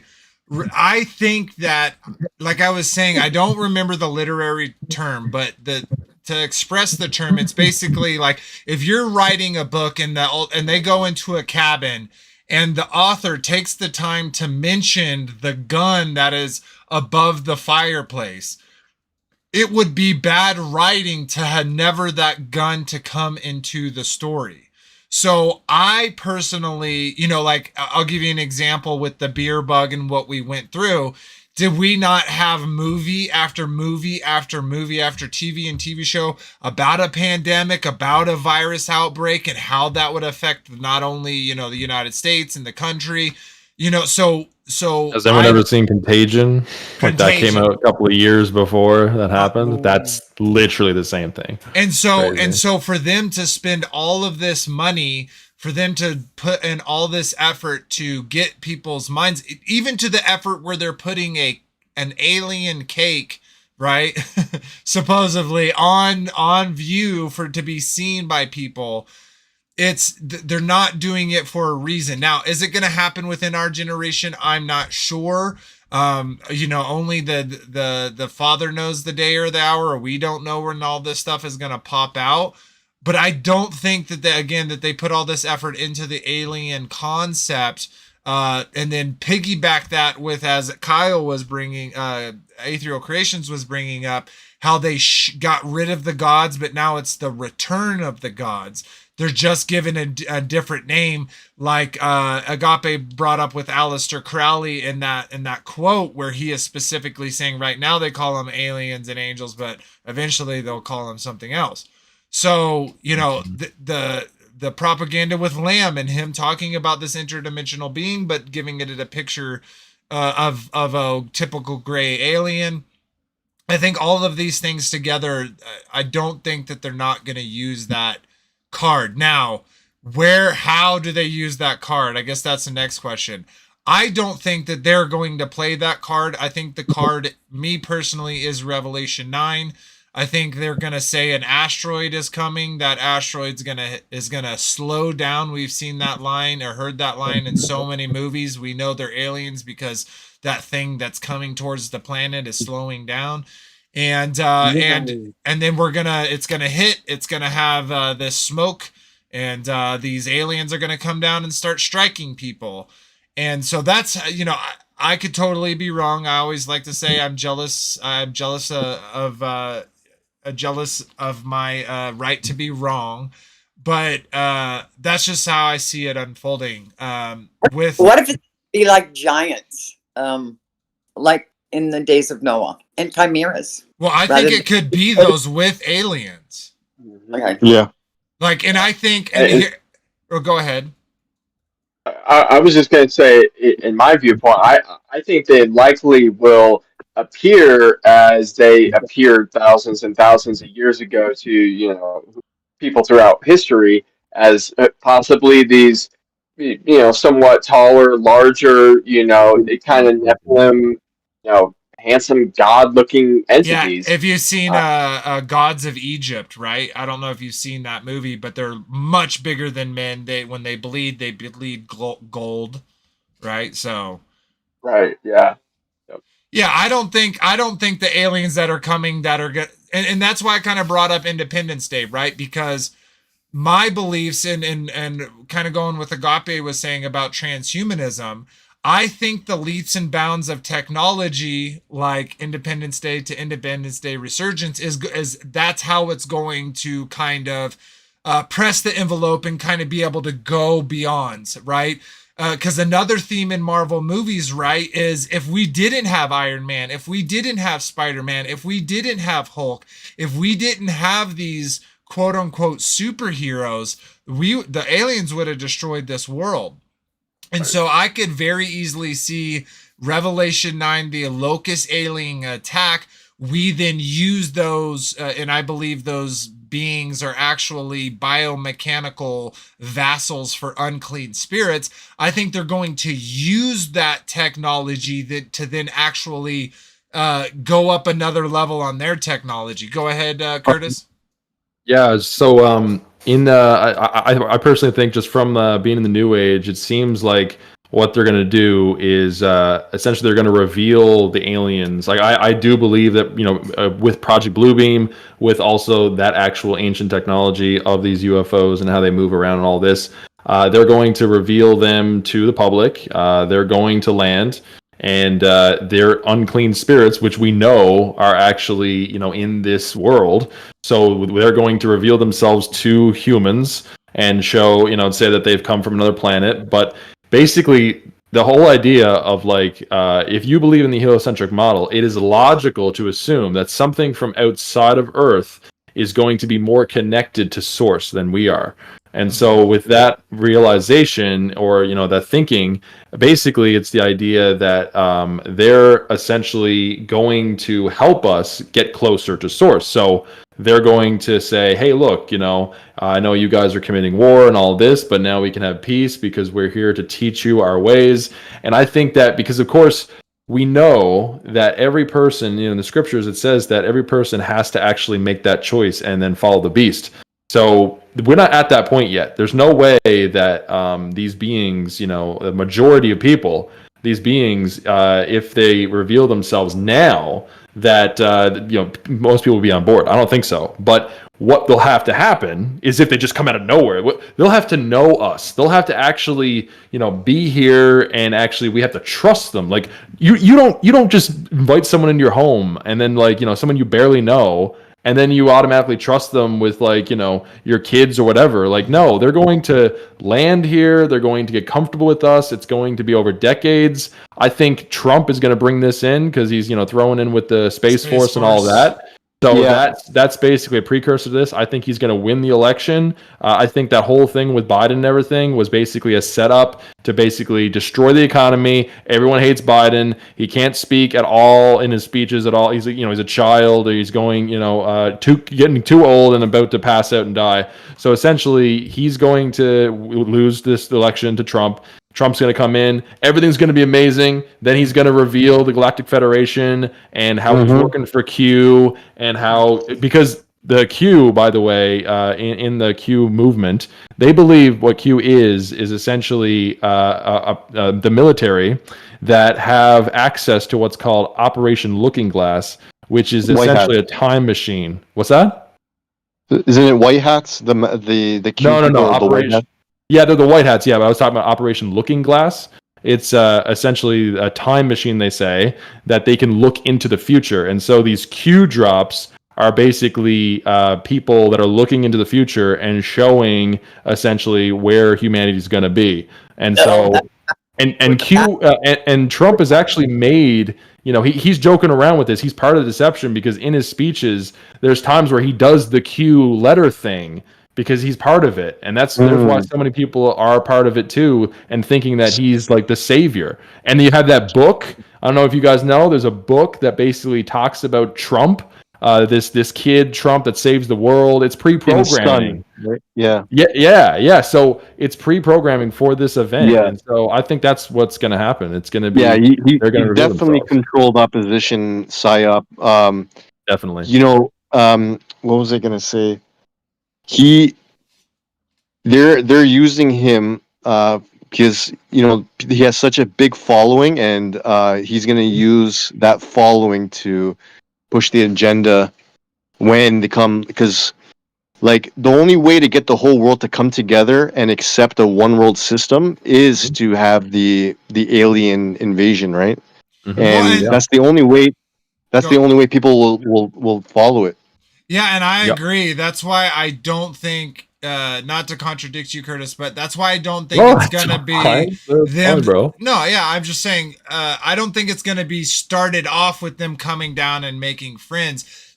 What Agape was saying is, and that's why I was using Revelation 9, the locust and the attack, is if then after that event, right, because they're only here for 5 months, so I almost see it as if they started out with the attack, then those beings that you're talking about come down and actually help us fight that enemy, destroy that enemy, and then start helping us rebuild and repair. That's how they'll gain our trust, as to just opposed to be like, hey, we've been here for a long time. We're the gods that people said. Yeah. And even though we've seemingly haven't been here, we've been here the whole time. I feel like a lot of people would push that back comparatively to if someone Agape was saying, we were attacked and then helped subsequently from that attack, how quickly people would then trust them. 1,000%. Could be it too. It could be it too. And they might even do I think it's miracle going to be. I think it's going to be more like V, that TV show V, how they just reveal themselves as being behind the whole government, and that they're coming with a better way. They're going to introduce new technology, like he was saying, healing, and they're going to do a whole reset and do their the whole everything will be digital. Everything, these supercomputers will have access to everything, and it's just going to be a controlled society. I personally think that they need to start it with some type of catastrophic event where at first everybody needs to be weak and susceptible to their indoctrination before they start implementing it. So if they created a situation in the world where everything seemed like the world was on fire and they came as these saviors, gave us technology beyond our years and fought wars for us and gave us weapons, I mean, it wouldn't be hard for them to earn that position of trust. And they can create the whole illusion from the beginning to the end. Project, just start the collapse and then already have the solution for it. Mm-hmm. Do we live in fear? I'm with Kirk on that. A few decades from now, they got to condition us. And they got to get rid of people like us, especially the boomers. Got to get. Well, and we've kind of seen, right, with the Agenda 2021, they missed that mark, right? So they had to extend it to 2030. So yeah, they could totally keep pushing this, moving the goalpost down and programming along the way. And of course, it can come all the ways we've said and a million more, right? But I think it's interesting to talk about because I saw someone mention earlier, right, that when the evil one's here, right, that he's going to be able to cause a great lying signs and wonders, even be able to have fire come down from the sky. So it's definitely, and it's called the Great Deception for a reason.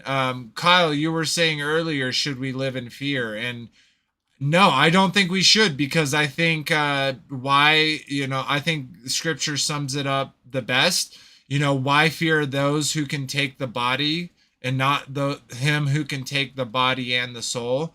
And I jokingly say this, what's the worst they can do? Torture us to death, right? Like, that's literally the worst that they can do. That's and pretty so bad. I don't want to be tortured. Well, I know, but comparatively juxtaposed to an eternal life with a body that can never be destroyed I know, or corrupted. but I'd rather. I get it. I'm not saying I want it, right?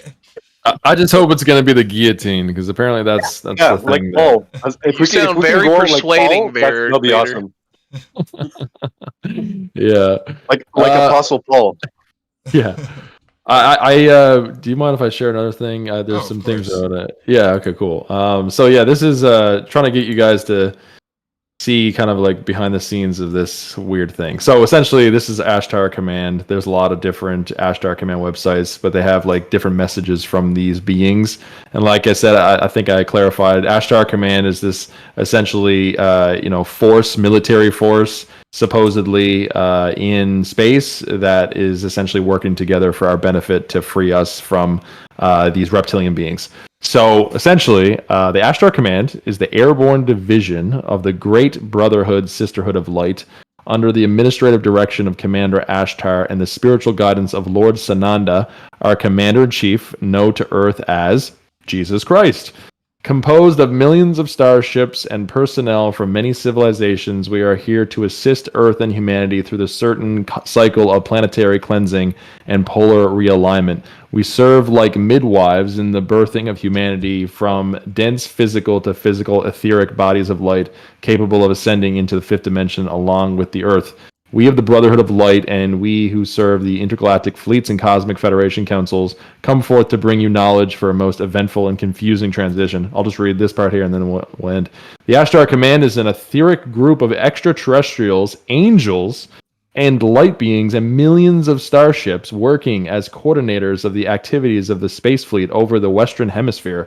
Under the spiritual guidance of Sananda, the most radiant one, the ascended master who walked the earth incarnated as Jesus Christ, Ashtar, the commander of the galactic fleet and representatives for the Universal Council of the Federation of Planets, is currently engaged in Earth's ascension process.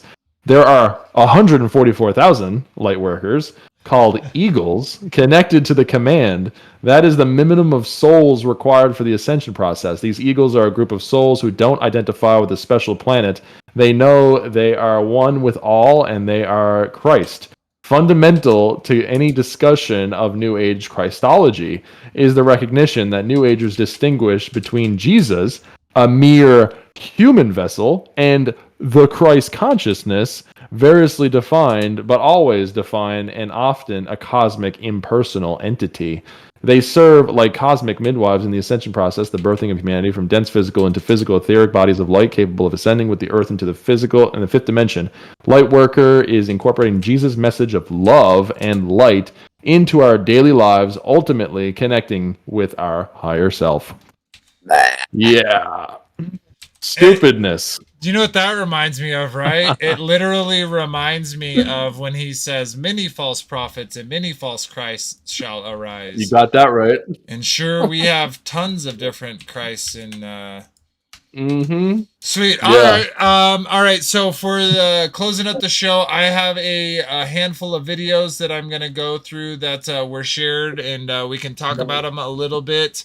I'm just pulling that up right now from everyone that sent it, so just bear with me while I get the rest of it. I was deleted, Frankie. Oh, well, let's talk about that real quick, Marcia. You brought up the Oh, I don't. It was really a dumb one anyway, so I'm glad it was deleted. Well, it was. What was it about? I don't remember. No, it was the whatever ranch, the Skinwalker Ranch. Is that what it's called? I don't know. No, I don't think it was the Skinwalker, but it was about a place where they had entities in it, and they were selling it for super cheap because I don't remember, something like that. Well, it wasn't Skinwalker. Well, what's something interesting about that is I've been watching a lot of Native American, like modern stuff, looking at reservations and stuff. And if you look at a lot of these Native Americans, they'll tell you that they're seeing strange orbs and lights and all types of things. And very interesting indeed. All right, let's look at it. Oh, see if that will load. The first three things you sent me are not loading, Frankie. Let me try again. It may because I don't have a Twitter. No. Seriously? It's on Twitter.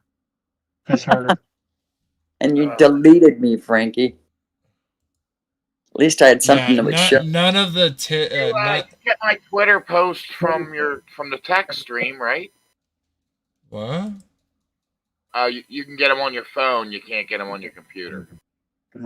Like you're talking about the links that you sent? Yeah, that I send you in the text. Oh, that one looked like it was about to work.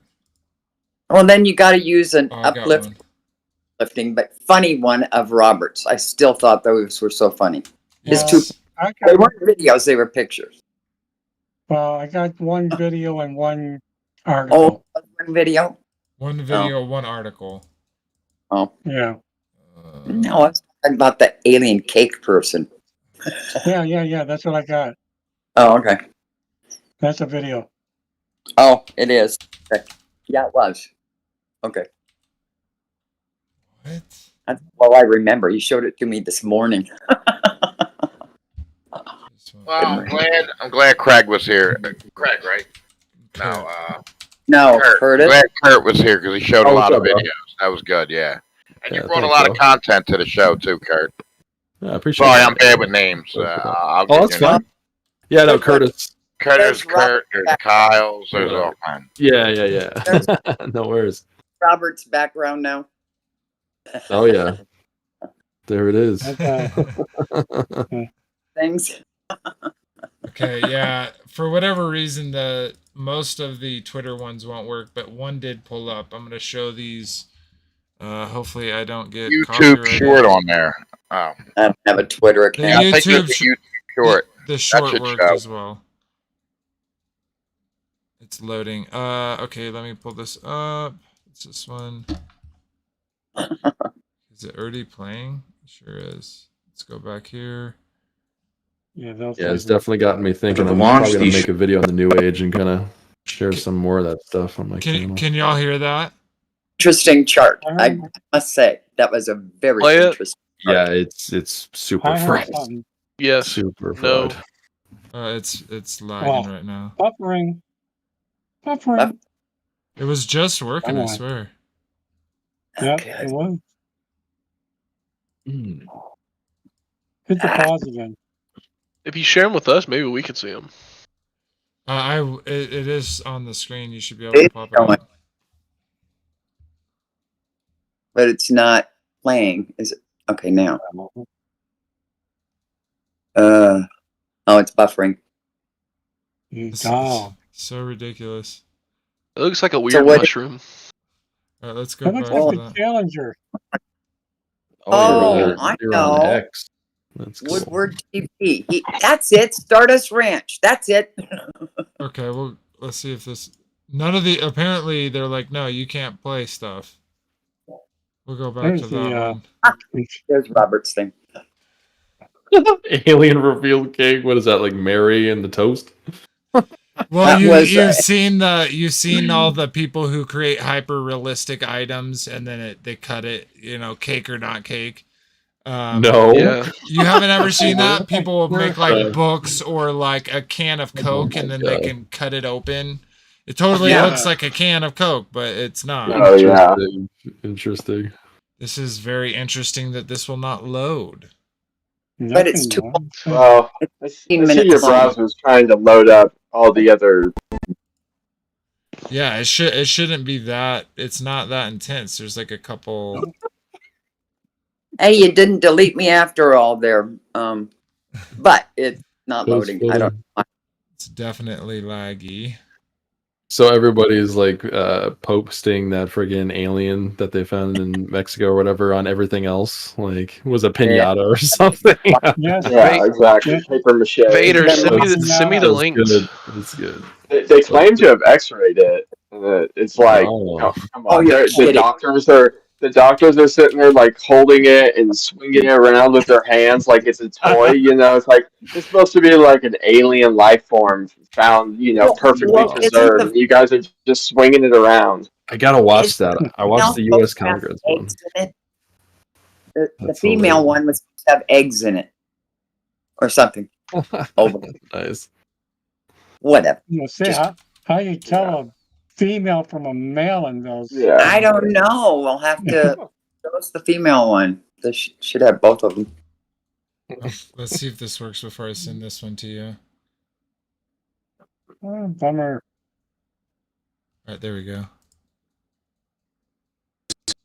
7 crew members lost their lives. This is Judy Resnick, an engineer and pilot aboard the Challenger mission. In 2013, Yeah, an there's a lot, eagle-eyed yeah. internet user found Judith Resnick, a law professor at Harvard Law School. Some people were a little taken aback by the identical name, age, and likeness, so they started digging. This is Michael J. Smith, also an engineer and pilot aboard the Challenger shuttle. a funny He passed video away that when fateful he's day in confronted. 1986 at the age of 39 years old. This is Dr. Michael J. Smith, professor of engineering at the University of Wisconsin. Yeah, that was on level with me, right? I had This that clip is there. Sharon Chris. Oh, But nice. that's been out for a long time. Yeah, absolutely. Yeah. Yeah, the Challenger thing is interesting. Did you get those links? Did they work That for it? is Yeah, they worked for me. a what is Hello. If you Yeah, that wanna was share your screen. Conspiracy. That was on the shuttlecraft conspiracy. How all those people were supposed to die, but then they ended up they're still alive. Yeah. You know what I mean? Yeah, They do that yeah. time and That's time old. again. Just like Old Sandy news. Hook and all those people. All right, let's watch Has this. to do with space and aliens. Kyle is sharing this for us. Sure. This what? is another part that you sent about the Stardust Ranch. Oh, I didn't. Okay. Frankie B sent. All right, press play, brother. Is it giving us no sound, or is there no sound? I don't know. I think he talks through it all. It's Woodward TV. Yeah, I'm not hearing anything. I'm not hearing anything either. It might be from the way that you're pushing the video to us. I'm not sure. Google Chrome with the tabs. Sometimes you gotta activate the audio separately. I had that trouble with StreamYard. Yeah. Okay.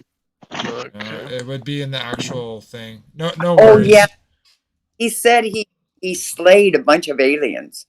He said he has slayed, because I just read it in the subtitle of that. I remember him saying that he killed about, I don't know, 17, 12, 17. And I wonder how let's say they were already at the state where they're making, human animal hybrids or whatever form of chimeras, how they could trick people into saying, hey, not tell them, hey, we made these things, but hey, these things are from other planets, and how they could easily be, kind of tricked into believing that aliens exist. Like maybe, I'm not sure, but maybe that guy actually saw things. He actually killed things that he thought were aliens, right? Well, he's tired of killing him, trying to sell his place. Yeah. Yeah, this is interesting. All right, let's finish with some lightness with this article from the Babylon Bee, and then we will wrap it up on that same line. So let me pull that up. All right, pull that up for everyone else. Authenticity of Mexican alien question after kid hits it and candy falls out. Despite making headlines with a presentation before Mexican lawmakers, the authenticity of the purported aliens was called into question after a young child struck one of them with a wooden stick, resulting in candy spilling out. "Ay caramba!" exclaimed Mexican Congressman Juan Valdez. "The most significant scientific and astronomical find in history has been damaged. But look, we can clearly see these creatures come from a world where they have candy for intestines." As the child and several lawmakers scrambled to gather up pieces of candy, researchers quickly offered up an explanation for the incident. "Ah, yes, we thought that may be the case," stammered lead scientist Tito Santana. "We suspected these beings may have had bodies that were constructed from paper mache and contained various types of candy. This is in no way an indictment of our credibility or authenticity of the creature's remains. Even the most willing believers in existence of aliens were left with questions. This is a tough one to swallow even for me," said UFO truther Ryan Felix. "Are we really supposed to believe that they have this type of candy on some distant planet? I get the names are Milky Way and Starburst, but come on." At publishing time, Mexican officials have refused to offer any comment or reports that someone had found a shop in Tijuana that sells plaster sculptures of aliens exactly like the one shown in the congressional presentation. So, oh my God. So to wrap this up, guys, though to a lot of people it is a real thing. It is something that we should mock. It is something that we should talk about. But mostly it's something that we should not have fear over, guys. Again, I stated, and I kind of, took it to the extreme where I said, oh, I need to get rid of this. Where I said, of all that they could do is torture us to death. But what my point on that is, guys, is we shouldn't have fear for these things, because I saw Wendy mention before, right? Many people's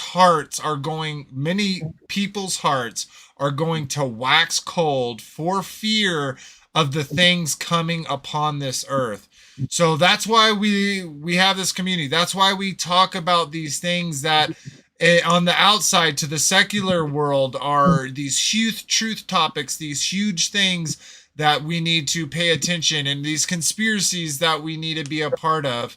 But the real conspiracies are in the scripture, and the real conspiracy is the hiding of the truth of our earth and of creation. And so, even though we will continue to talk about these topics, which could potentially be black pill topics for some, or were black pill topics for some, we'll actually, get it to where they're white pills, right? Where we're actually seeing in between the lines, we're seeing past the programming, and we're coming closer to the Father and our Messiah through our dedication to Scripture and truth. So, all right. Well, I hope y'all enjoyed the first episode of the season of episode 1. And next week we will have on Morgan from Wildly Unpopular, and we will be getting into dreams and demons, or demons and dreams. And both the positive sides of dreams and the negative side of dreams, and how the unclean spirits interact with us. Super excited for that. The next following week is going to be talking about some more interesting topics. So you'll see that next week when I put it out. I don't want to. I almost revealed it before I wanted it to. So. Check out next week. You'll see that posted. We'll always have a week beforehand, so you'll know what's coming. But yeah, let's wrap it up, guys, and we'll get over to the after show. If you don't know, my wife just mentioned, link in the description below is our Discord. We have a conversation after the show goes off where we can use a lot of terms that we can't use on YouTube. So if you want to continue the conversation, join us over there, and I'd love to see you. And yeah, let's wrap it up, guys. So we'll go over to you, Maggie. Again, happy fellow birthday.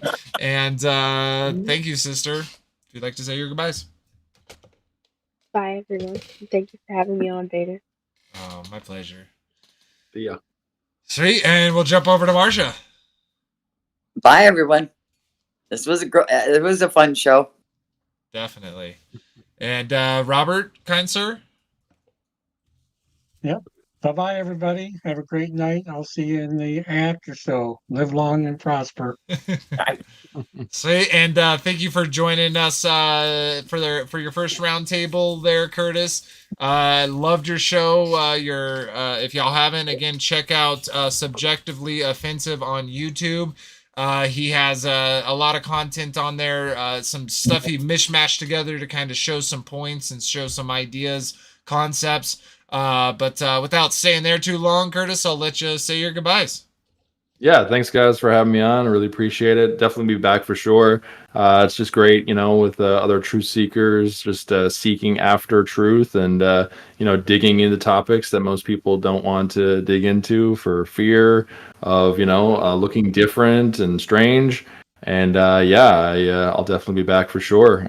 Just want to say that, you're more than welcome to come over to the channel, check things out. I only want subscribers that are interested in the content. I don't want any subs that, are. I just remember, just the long story short, very stupid, but 2018, when I first started up YouTube, I had one guy randomly message me and was like, hey, do you want to do subs for, subs for watch or whatever? And I'm like, what is this? And it's like, essentially, you get a sub for somebody that subs you back. Yeah. And then I looked at the people that are subbing, and they got crap channels that are just full of shite. And I'm just like, I don't want to be that kind of guy. I want to have quality content on my channel. So, yeah. Anyway, it was great being on here for sure. I'll be back. It was great to have you, brother. And dear brother Kyle, always dropping gravy with us in the mix. If you'd like to say your goodbyes, sir. Hello, everyone. Good to see everyone. It's a blessing to be here. Just remember, when you start reading the word and understanding it, you can start dismantling the lies of the world, such as aliens. Amen. And to that. Sweet. Amen. We'll jump over to Frankie B. Yeah, great show, everybody. Really good content. Everybody brought good stuff to the table. Kurt, really nice meeting you. You too, bro. I hope you do come back. I hope you come back. You brought a lot of content to the show. Thanks, bro. You fit in perfectly with the community. We all have, strange outlooks, being flat earthers and truthers, and everything's pretty much unfiltered on this in this community. We all have different viewpoints, and we accept each other's viewpoints, for where they are. So, with that said, continue to dig deep. It was brought up a few times. A couple people said the word "dig deep." That's the name of our song that we play after the show. So continue to dig deep because the truth is out there. If you don't dig for it, you won't find it. So, and there's a lot of information that we're putting out this season. Season 2 is packed full of nuggets, baby. Big, fat, juicy nuggets. So dig them up, dig deep, and get them nuggets. Cash them in. Yep, and it's real meat, not lab grown GMO meat. We ain't no Bill Gates meat here, baby. We're serving up beef, baby. So Shabbat shalom, everyone, and enjoy the rest of your weekend. And that's it. Perfect. Dig deep. All right, Kyle Kaleem's brother. Thank you for joining. I know you're still a little on the nervous side. It's okay, bro. I'm calling you out just to embarrass you right now, so everyone laugh at Kyle. I'm just joking, but love having you here, man. I hope you join more, and of course, you're like my son, right? He always calls me dad. So I love that you showed up, man. It's awesome. It shows me your heart. So thanks for being here, brother. If you'd like to say goodbye to the peeps. Yeah, goodbye everyone, and happy birthday, Maggie and Zach. Representing that September birthday. But yeah, I appreciate y'all having me, and appreciate everyone else gathering and listening, and actually being attentive and everything like that. And yeah, it's been a good night. Yeah, chat was on fire, dude. They're all up in the convo. Great meeting you, my brother. Yeah. Sweet. And then we got our brother Agape. If you'd like to say your goodbyes, brother, thanks for bringing your mind to the table.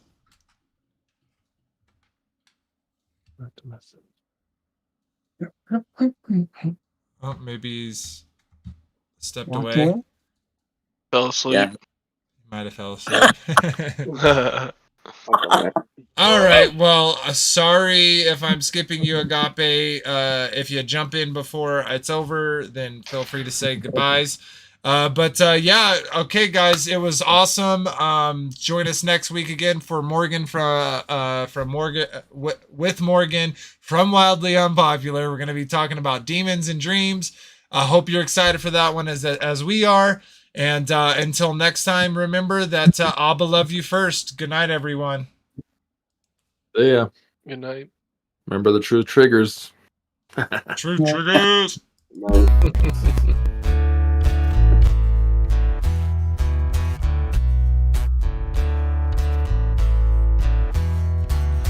It's your glory to conceal the mystery. You give us the honor to search a matter. You raise up a standard to beat back our enemy. You establish this realm, and like a scroll you spread it out.